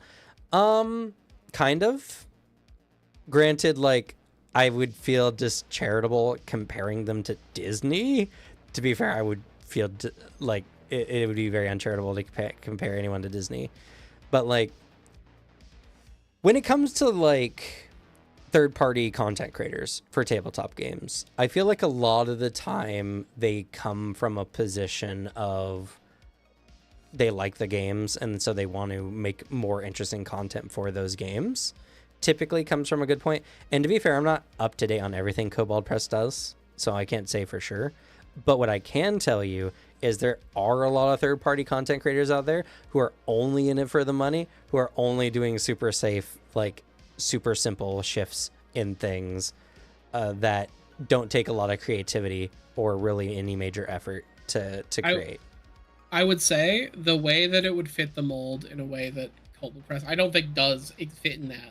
Because it is like, it's providing a really good means for people to have just other things in their game, inspire interesting ideas, and kind of push Pathfinder forward. The way that something would fit the mold by a third-party publisher standard is like, this really popular anime came out. Hey guys, we made a book exactly like, just very basically and not well done. Like, the point is just to have the branding and be like, hey guys, we made Jujutsu Kaisen and in Pathfinder. Yeah, sick of Jujutsu Kaisen too. Poorly. Like, but it's done badly. That would be the way that it's done. It's done explicitly in the way that it's catching an audience. I think it's catching an audience that particularly like wouldn't be as interested. I think it's a better market, but like on the surface level, it's gonna do well and like look like it's gonna do better. But I think the better system, and also is healthier for the game itself, is the like, I'm making a product that is for people who enjoy this game and can look at this and be like, oh, that's a sick idea. Let me pull this. let me use this for my character, or as a GM, let me pull this into my world. Like that's a good use of it. You don't get anything out of the oh man, this anime blew up. Let me let me make a quick little not well executed conversion. Yeah. And to be fair, my complaint is mostly from a consumer perspective and not from a business perspective, obviously. So I understand that, like, iterating upon and building businesses off of the backs of other businesses is completely viable. And to be fair, probably the best way to do it, all things considered. But I feel like, again, if Cosmere kept the same route of being too safe, then their games will only have marginal success. The Sanderson heads will get the games because, you know, why not? They'll fund anything Brandon Sanderson puts his name on, more or less. And there'll be some people who are going to be interested because, like, oh, here's a tabletop, let's try it, and they're going to play it 2 or 3 times and then put it down. But they already bought the product, so who cares, right? That doesn't. As far as the company is concerned, that's all they needed to do is get someone to play their game once or twice. But I feel like if they wanted to do something that would be meaningful, especially because tabletop is in such a position right now where new giants, I feel like, can be built up because the D&D like whale fall has happened. I feel like trying to do more interesting things and trying to become the next, you know, like industry standard, like Blades in the Dark, for instance, would be overall better, but maybe not feasible and is much more of a gamble. So, like, again, consumer perspective versus like a company standard. I just think that, like, Cosmere is very close. They're on like, I feel this way because Cosmere is very close, but they probably didn't know / couldn't be sure that they were close, you know? And so it's kind of like a hindsight thing where I feel this way because they actually ended up a lot closer to the mark than maybe they were even expecting. But maybe that's just because of the style of TTRPG I like to play, because I'm going to be straight up honest. I know way too many people who don't care what the tabletop is. They just kind of like the idea of tabletop. And so as long as they can, like, grasp the game in a very simple sense, they're happy to do it. And so there's people out there who, they love D&D 5e, and they'll buy anything that's like, oh, that's kind of a cool idea. Oh yeah, this is kind of fun. You know, their Jujutsu Kaisen game where it's like, oh yeah, I like this. They're just in the story of it, and they don't really care if the mechanics are kind of off, as long as it has the same D&D feel, but they get to play Jujutsu Kaisen. You know, it's like people who get so excited for the orange Oreos during Halloween, even though they don't taste any different. Like people getting hyped over Oreo variant. Yeah. What the hell? I don't get that. Because they're the Halloween ones, and they like Halloween.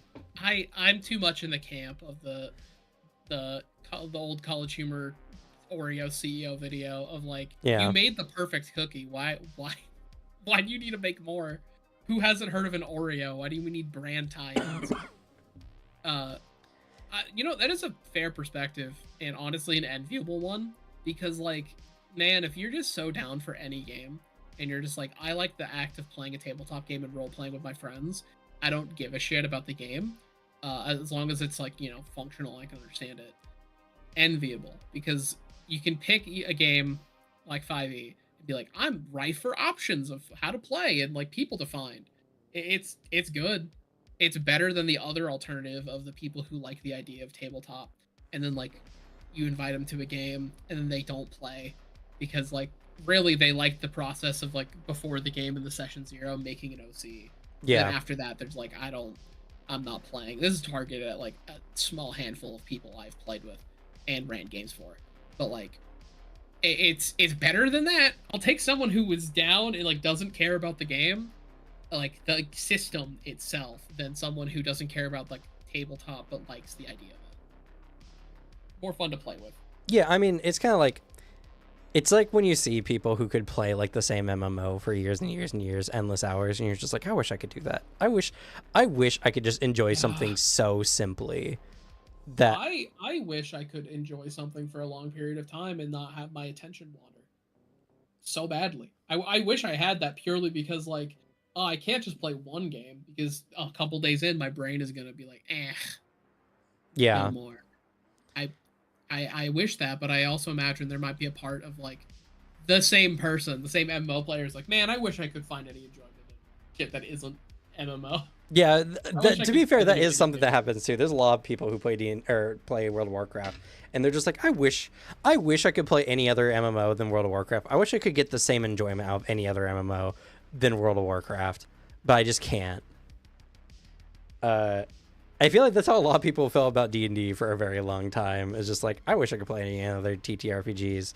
I just can't get the same enjoyment because they just have such a particular taste that like D&D 5e is the only thing that can really fill that. at the time it's just like I do think 5e was like if you were trying to have like the good old fantasy adventure romp, it's kind of is like one of the best methods of doing that. Like the vibe of D&D I think is way more potent and like well executed than the actual system.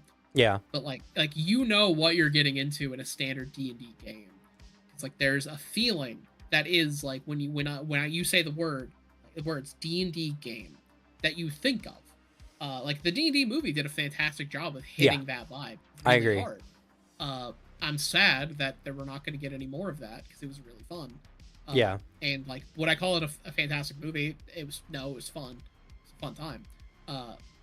That vibe is really potent and good, and like that's what you want to hit. I yeah, don't think Pathfinder even hits it as well I agree. because it's a mechanical combat fantasy simulator more.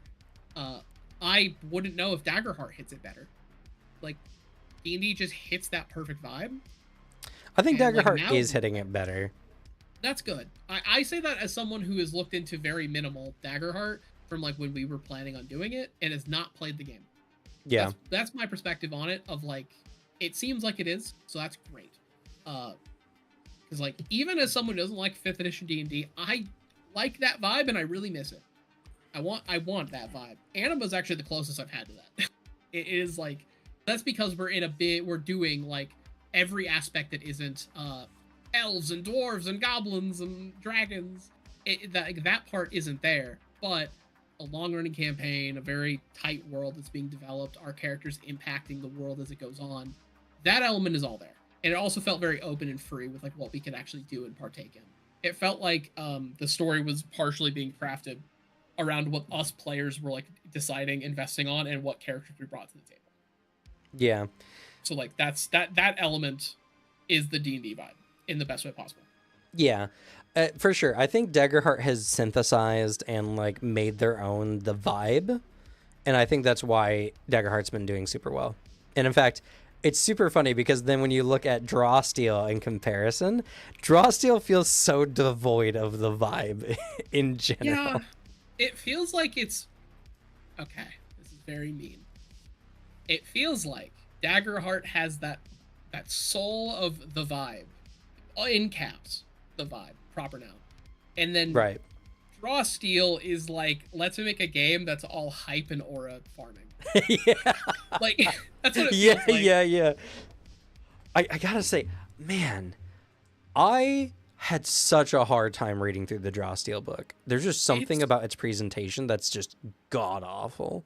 there's something about it that makes it feel like I'm reading pure black on white, and that sucks. Mostly Yeah. is, but like that sucks, man. Like you have to like put some interesting bit in there because like you also need to make a book that is really easy to like page through, like not sit down and read. I need to leaf through it quickly to find and catch the thing I need. I'm happy that the Pathfinder core book has been made better because like it's so much better now to where it's like this. The old Pathfinder 2 ebook was not like that. It sucked. I never have had as potent of a my eyes are like glazing off the page with like the old core book. Yeah. And now it's way better. Draw Steel is like that except like my eyes aren't being like drawn off the page. It's like they're blurring because I'm looking at the same thing. Yeah, It's yeah. got cool art, You but know, again, it's hype moments and aura farming. It's really all it's like.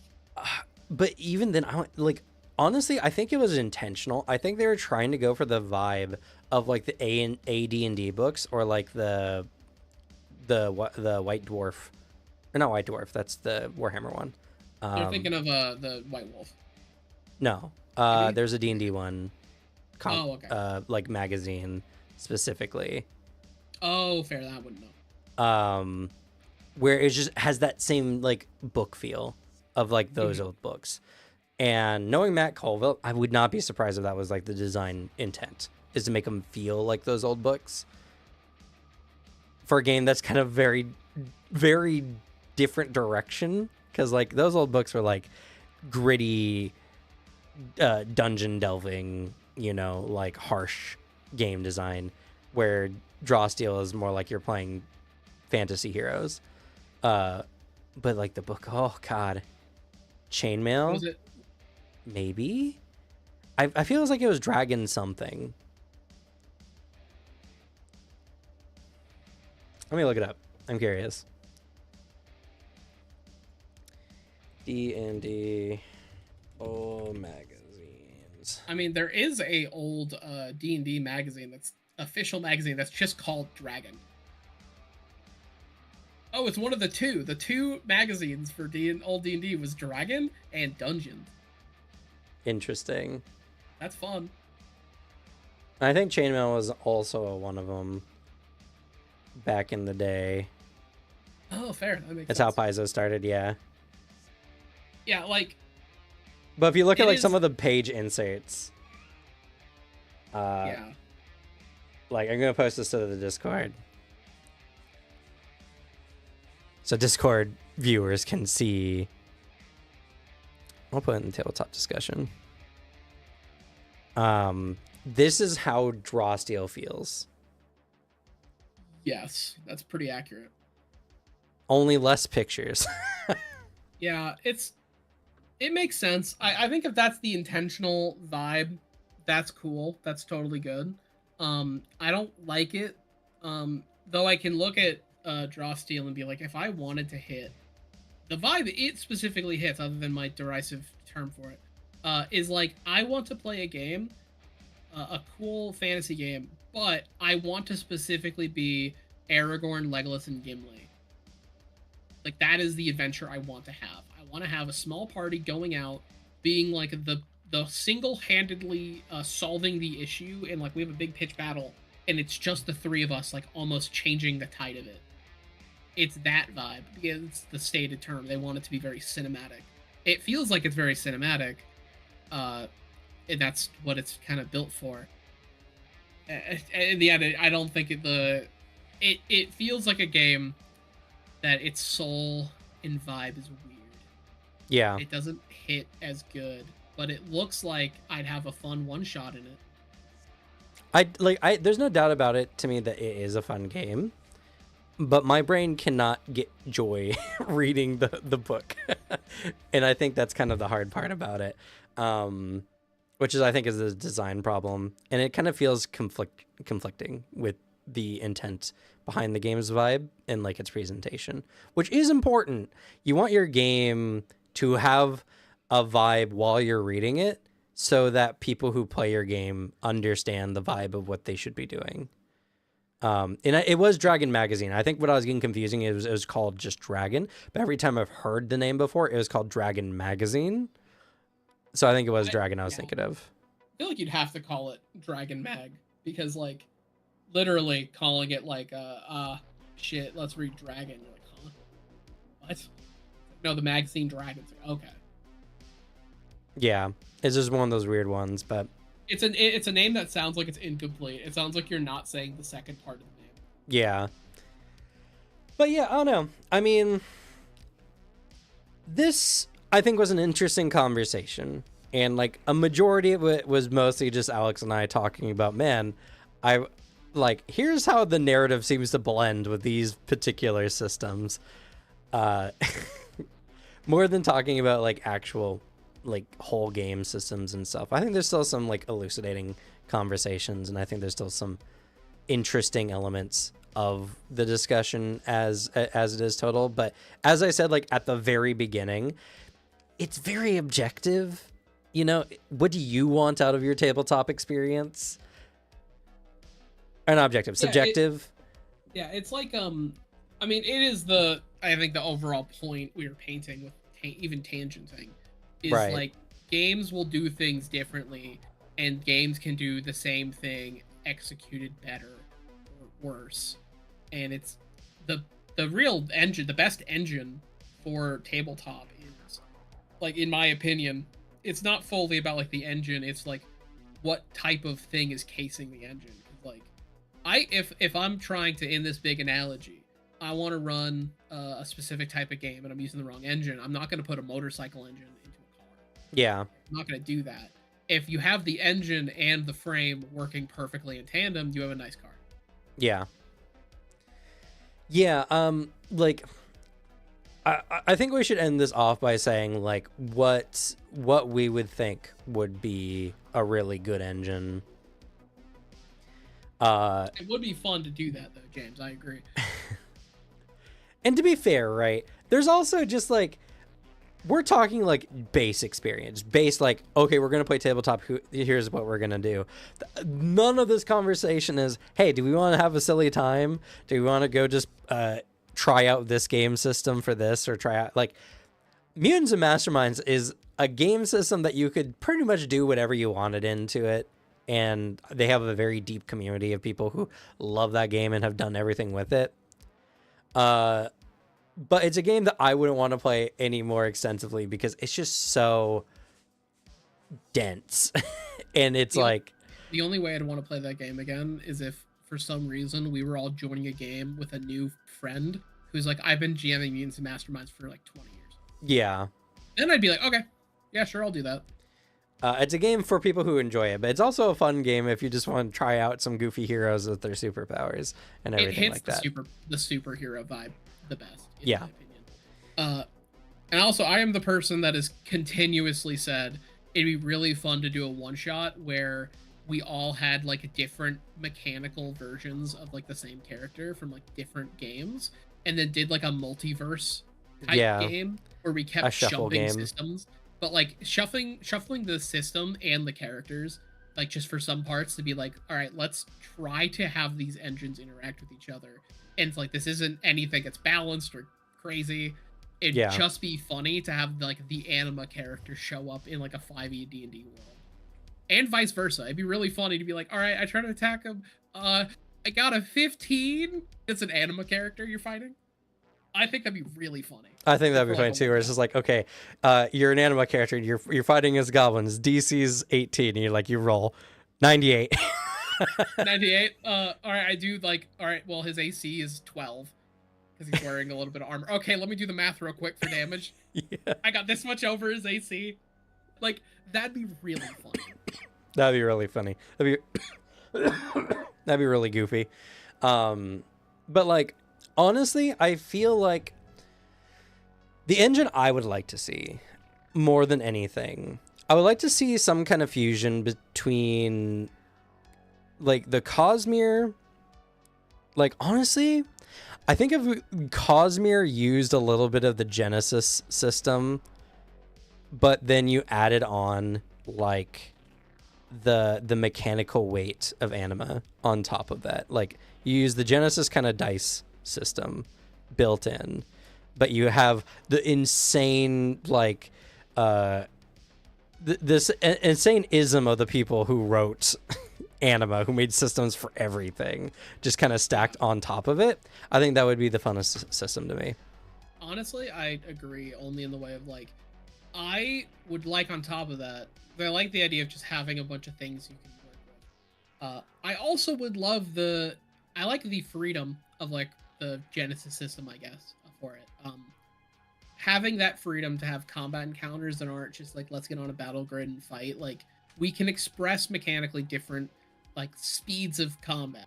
Still, the best dang chase scenes, the only enjoyable chase scenes I've ever had were in the Star Wars game. Like, that's it. I've never had anything hit as good. And then on top of that, I want to have the option for the really dense war gamey style with like Lancer or Pathfinder. Like I want that combat simulator because it is really fun to do a cool combat and like have a big old crunchy thing going on. But I also I want more narrative fluff and things happening. I want my choices to matter and like have everything run in. I can have a lot of fun in games that don't do it. But I would love if the more effort I put in making a character be like a living, breathing person in the game, in the world, rewarded in-game mechanically. I agree. And, I'll make an addendum on mine. I'm going to splice on a little bit of Pathfinder too. If I could have all of what I wanted plus the strategic values that you can get from Pathfinder system, like just let me do a big narrative combat, but also give me a layered system on top of, okay, but this is like a strategic game. There are ways you can. I do think that is possible. By the way, I'm not just spouting nonsense. I do think it is possible to have a narrative type game that can also be very strategic as well. It's just not going to be the same kinds of strategy that you get from like Pathfinder. I think it's just the thing of the line needs to be taken away of like more mechanics equals less narrative and vice versa. Because I also think a person who's like going out and designing a game that is like, I am super into this type of game. I'm super into really in-depth tactical combat simulators. They're not going to be the person that's going really in-depth narrative crunch rules. That's less of their personal focus. Yeah. It is like the way a game like this could come across is someone who's passionate about all of it. And then the question is simply, how many mechanics and how many things can you add until it becomes a broken, fucked up mess? Because like sometimes you can have too much.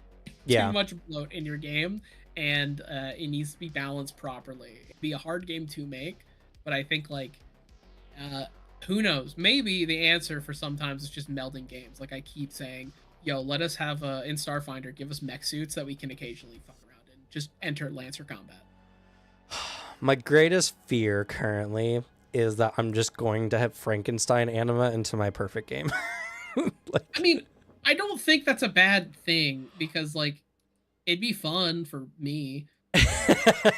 So like I tried in the moment to come up with a way that wasn't immediately selfish reasoning, and I failed. So I'll just be honest. Yeah. To be fair, right? Because this year, right? This year for the first time, I really dug my heels and I really started designing a game. And an overall system. And I've been really happy with it. And I think there's still a lot of good stuff to my system and a lot more. Like after talking today, I got an insane idea of adding dice to my game system, like additional dice, but they're not like value dice. They're dice that add narrative moments to the scene or to the role in question. Yeah, I mean, I'll be down if you hodgepodge any form that is like a little Genesis-y of your dice system. I'll immediately be like, sick. The game is just way better because it's now like, I get the tactile feel that I enjoy. Yeah, well, you were talking about that, and I was like, I agree. I kind of think if you could add dice to a system, but that doesn't clog it up, I think that would be good. And that kind of got my brain going because my dice system, admittedly, is very like cut and dry. Roll, did you get the number? Yes, no, go on. But if I could add special dice on top of it, similar to like Genesis, where it adds interesting narrative implications to the scene that are not necessarily obtuse, where it makes the scene harder to get through, but just more interesting narratively, I think that would be I think that'd be interesting. I think it's fun to I think I was better able to say what my stance on like rolling dice is like a mechanical thing I get to interact with the game with, because one of the very early critiques I made of the 333 was like the dice system feels really like simple to the point where it's like I roll a dice and cool. It's like I wasn't getting the mechanical interaction of more dice and like having these elements. So I think the stat system can relay itself really well to more like mechanical tactile thing I'm doing. That was like an early point I made about like the game. Yeah, I think I do remember you saying that. we were like debating it, and I think that discussion made it easier for me in this moment to be like, here's exactly why I enjoy this. But I don't think I was able to say it as good in that moment. Yeah, I think any point is harder to deliver once you're 4 hours post roleplay. To be fair, and to be fair as well, I had not looked at the Genesis system at that point, so Yeah. maybe I just have more context and I can piece it together a little bit better too. But yeah, no, I see a lot more of that point now that we've had this discussion at the very least, and so it's making me consider like, okay, but can I add dice that are not like number dice so that I don't have to worry about my game's balance, and more of I'm just adding dice that makes whatever's happening more interesting? And I think that's a very interesting idea. Yeah. Especially, you know what? That's a big call out. That's why playing variety games is a good thing. yeah, That's why true. it is a good idea in cases to take breaks from your favorite system or whatever and run a bunch of other things. It gives you much wider context, and I think improves your general like knowledge base and can bring a lot of interesting tools that you can implement in your own games. Yeah, and it's why you have frank conversations with your friends to just kind of suss things out, because at the very least you can leave out the pieces to the puzzle that you can later piece together. Yeah. So, decisions are never like I'm always a firm believer of like debate doesn't really like no like minds aren't really changed in debates. It's really setting up something else for like another person. It's for another person to hear your debate and be like, oh, that gives me an idea for this. Yeah. Or later on, you're like, okay, I have this expanded context in like a perspective. I can look back at this and implement it. And like, I'm also raw debate itself is just good to hash things out. I'm also a firm believer that like you should only have arguments if you are willing to have your own mind changed on your subject. Because if you come at it very like brick wall, then That's not like a discussion. It's not a discussion, and you're just trying to like bully people verbally into what you believe. It's the Mel Brooks system of it, because famously in Young Frankenstein, there's that scene where Frankenstein and the monster sing like "Dancing on the Ritz," and it's a scene that's very fun, very funny. Mel Brooks didn't like it. It was fought for. I forget the name of the guy. He played Willy Wonka. Gene Wilder. Gene Wilder. He was really fighting for it, like getting angry at like and defending it until like eventually Mel Brooks was like, "All right, no, I changed my mind," because like I wouldn't want to add it if you gave up that point immediately. Because then you wouldn't care. But the fact you argued with it, you've changed my mind. That is something that like I can now implement in here. It's clear you care about it, and therefore other people will too. Yeah, and I think that's a good method to approach a lot of situations with. And personally, whenever I argue, I'm arguing from the point of understanding. I want to understand something. So like I'll counterpoint because I want to compare the ideas, and I want to see the weak points of your thoughts and compare them against my thoughts and like synthesize something. And usually like after we'll have a conversation, I'll always like mull on it afterwards, after the different points. And it's like this situation here today. You talked about it, and I was like, maybe I should just add an extra die onto the game. Like I was thinking maybe too one-dimensionally before, but the idea of adding dice that aren't value dice, because I think that's kind of maybe how it was portrayed before. It's just like, what if we just had more dice? And I was like, well, that's just more numbers. That doesn't add what I want to do. But it wasn't the idea of adding more dice for the sake of bigger numbers, but adding more dice for the sake of I like roll more dice. And then you can do interesting things with those dice that are not like very like mechanically specific. I think can be fun. So it's why also debating those points is it's good to do with like a person you can trust to speak openly, and then not like things aren't going to be I guess held against anyone or anything like that. Not saying that's our discussions ever. Sure. Actually, a good part of if our anything is the contrary. We can debate it pretty good. And like just go back and forth, but like because if it wasn't and anything was coming from a bad faith, what we're arguing about a lot of times are so subjective and right. like emotionally based, because me liking more dice is not a logical point. Your point of like this is what's being meant to be like portrayed, there's more numbers box it down, that is a bad thing logically, yeah, 100% great.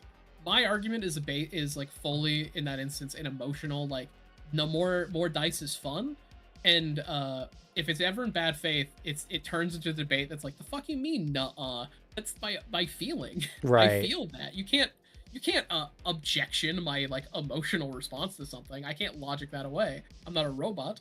That's never what our debates are. Right. It's always just trying to figure out, like, because I also like hearing like why. My point is always it's that Mel Brooks style. I just want to know why you care about it and why this is important. Same. If you haven't given it thought, then like, what's the fucking point? If you have a reason, I'm more willing to acquiesce, which I'll acquiesce on a lot of things. Like, I still stand by like a lot of my critiques of the 333. But the fact that you believe so strongly in it makes me just like, all right, yeah, fair enough. I would love it if like character creation was a lot crunchier in the 333 and then in your the fantasy version of that. But like, it's clear this is serving what your vision is. Fair enough, man. Yeah. Like, so I'm happier because you care about it, because I want to feel your hand in the game as I'm playing it. Yeah. Well, and for my sake on the matter, I just want to break the argument down to the point where I understand, and it's just like, Yeah. and it's like just now it's like, oh, there's the understanding, you know, how many months later, Yeah. because different context and stuff like that. But, you know, honestly, if we didn't have that conversation before, it might not have hit the same way just now. So it's Yeah. it's valuable. I find the value in it. That's why I don't mind having those arguments. And that's why I always also do aftercare and be like, all right, so we know we all don't hate each other. We all don't think each other are dumb.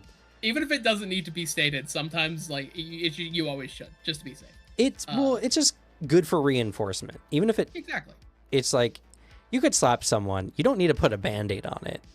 But just the fact that someone cared that you got slapped means something. Yeah, exactly. It's an important thing to do. And having a relationship with people that you can speak earnestly to, I think, is very important in your day-to-day life. I have an even stronger point on like the 333 because I come from my artist background, and I think if you are making something creatively, you need to be open to it being like picked and prodded at. Like, because that needs to happen, and like it's why I've seen courses not do this, and I think it's bad when a film course, for example, doesn't teach you how to take criticism, because a key aspect of criticism is learning how to take it and pick the parts that you think are valuable out of it, instead of like because the phrase I learned was just like, you stand in front of somebody as they're critiquing your thing, you nod, you're like, I think that's a great idea, and then in the back of your head you're like, no, fuck, it isn't. That's how you deal with producers more than anything. Yeah.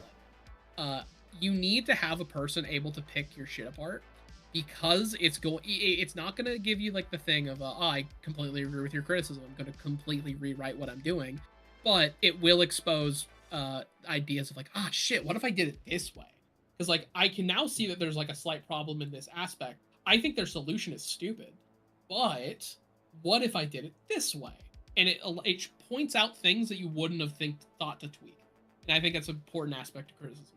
Yeah. So, you know, it's fascinating to come across this thing. But to go back to my point I was making originally, my fear is because Anima is just a game I know how to manhandle better than anyone. And my fear is just like, okay, am I just going to do D&D 5e, but Anima?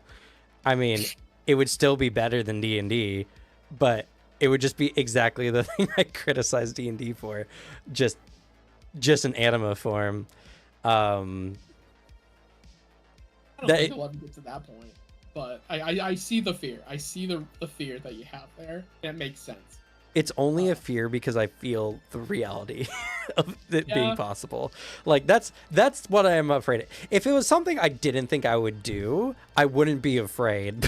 But I have a little bit of fear because it might just be like, after all this experience and everything, and like, it's like, what if we just threw the Genesis dice system in Anima somehow? Like, what if we just threw on like a die that just adds advantages and disadvantages and stuff like that into the scenario? Keep the numbers, but just have this bonus die.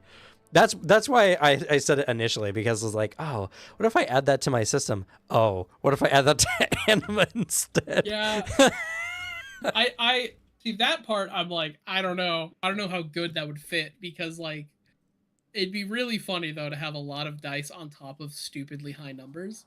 That'd feel wild. Uh, like it is a I think the real bad thing that could occur with this, and I don't even think it's going to happen, is there might be an iteration of like the Anima 1.5 errata that is like, oh, this is starting to get a little too streamlined. Let's figure out like what elements are like necessary fixes, and what aspects are like a bit of the friction is kind of the fun of Anima, to put Right. it lightly. It's going to be a balancing act, like, but I think the big one, honestly, I think step one, go and patch anything that has to do with the old initiative system. I think that's step one, because the first change is giving a normal initiative system that's not stupid. It's like old Anima initiative sucks so bad. Yeah, we're gonna use it. We're gonna No. use it in one of the one shots. Okay, fair. Because fair. I said we would do this at some point, that we will play raw Anima combat in a for like a one shot, and we're going to do that. Does it have to be a one shot, or can it just be a one combat scenario? It's like I I don't want to mean, play that much raw Anima. To be fair, it's going to be pretty much one and the same. I don't expect the one shot to have that much combat, so Fair. so we will do it. But yeah, no, I mean, to be fair, I kind of already patched it up by just making it essentially the standard like tabletop initiative anyway. It's better, and like the only thing later is like we just have every once in a while have come across a thing that's like, oh, this mechanic only works if you're doing this thing. Like there's a handful of like modules that you can buy that are only with like, they don't work in the new style of like initiative. Is there? So like there's like one of them in particular. There's like a module. Yeah, there's like all out defense or whatever. Yeah, I think that's it. There's a couple things in there that do that, where like I can never take this because we don't do that initiative system. Yeah, but I feel like that's fine, because it's just all it did was make a bad system a little bit better, kind of. Yeah, it's a sacrifice. It's a necessary sacrifice. The real crazy part would be you get such a good idea of the system that you start implementing your favorite animes into power systems, and you start adding new things we can have and play with. Yeah, and actually, I was just thinking about it now. Anima does have a very unique initiative system, because the way we've played it anyway, technically, swapping weapons can change your initiative, and using key techniques can change your initiative. You don't see that in other TTRPGs, really. There are parts of the concept I like. The part I deeply don't like is the idea of your action in a combat turn being erased. I don't like that part. I don't like the idea that it's set. That like you set it at the beginning and it plays out like it's a like an RTS thing. Yeah. I don't like that idea. I like the idea more if it was like we have maybe a different initiative every turn, and like there are ways you can modify your initiative in like your turn. I think that's a cool concept. And like I just don't like my big hurdle is purely my action being eaten. I think it's really dumb. It feels bad. Yeah, for sure. But yeah, I think if anything, there's maybe I should think of like status conditions and stuff to throw in that can adjust, which there are some, but making them more prevalent where they can affect your initiative. So on the next combat round, or even in the current combat round, we can know what slippery means. We can know what slippery means. We can know what erased from reality means, or severed from existence, whatever that is. Yeah. We can know what that condition means. Yeah. There's definitely some things I'm just going to have to like completely start from fresh and remake, but yeah, that's why I'm concerned, right? Because it's mostly because, right, Anima just does so much. There's so many really cool things. I made a video. I just need to edit it and everything, where I talk very loosely about all the insane shit that goes on in Anima. But it's just like, would I make a whole new game, or would I just take the insanity that is Anima and just try to piece it together and make it work? Because I feel like that feels like less effort at the end of the day, even though it's still going to be a lot of work to do. Yeah, But honestly, it feels like a good way to just like get the muscle fully working, and like it feels like it'd be a thing of a nice practice to then be able to jump into making your own system like whole hog. It's like I made a really effective and like good tight errata, like my own, basically my own edition of a game, and now I can jump into this project. I've learned a lot from it, from like just doing this project. Now you can jump to another one just feeling better about it, even though like the current thing is good. It's perspective gaining, just like building up experience and like a skill. Though I would say as well, there's just Anima just does a lot of what I like already. It's like it's like one of the coolest and most well thought summoning systems, not balanced, but well thought summoning systems I've ever seen. Super sick. And it's not even just one summon. It's not just summoning creatures. No, you want to summon the power of gods. You want to make contracts with gods and use their abilities. Do you want to summon the soul of a person to possess you and give you abilities? Like all the stuff that magic can do is so cool. It's purely like, also I look at the time. We gotta get going. So I know. We just keep going. It's just Anima is a system that, while other games might take the talk definition of a word, Anima takes like the word summoning and goes down like every version of summoning that could exist, and just like, all right, it's here. There you go. It just makes me think, like, what if their game had done actually well? What would they have done, like, if they had actually made good money? How did they make such a good book? Where did they get the money for Anima? It's laid out so well. It is. What was the budget? Because like they had enough to make video games, and the art, like the art's really good. They commissioned one guy to do all this. Like, were they friends? Like, was that a deal? Like, was it the person who did the book layout? Like, because it sounds like it's 3 guys who made the game. Anima's it's like the best indie TTRPG I've ever seen. Yeah, in so many ways. It was fucking published by Fantasy Flight, like over here. It's such a good success story of like what you can do as an indie developer.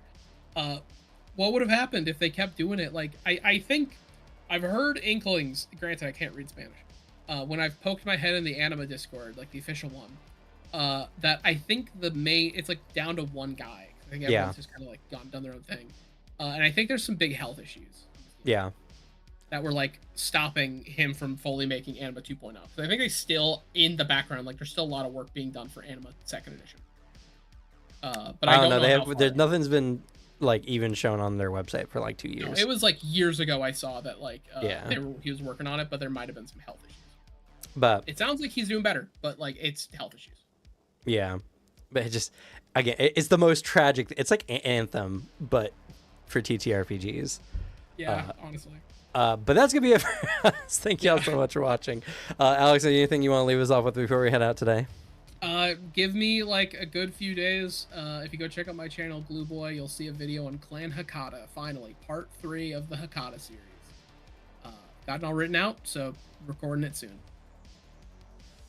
And I have a video on Animal Beyond Fantasy, so keep on the lookout for that. And yeah, I guess we don't have anything else, so we'll go ahead and say goodnight. Good night. Good night.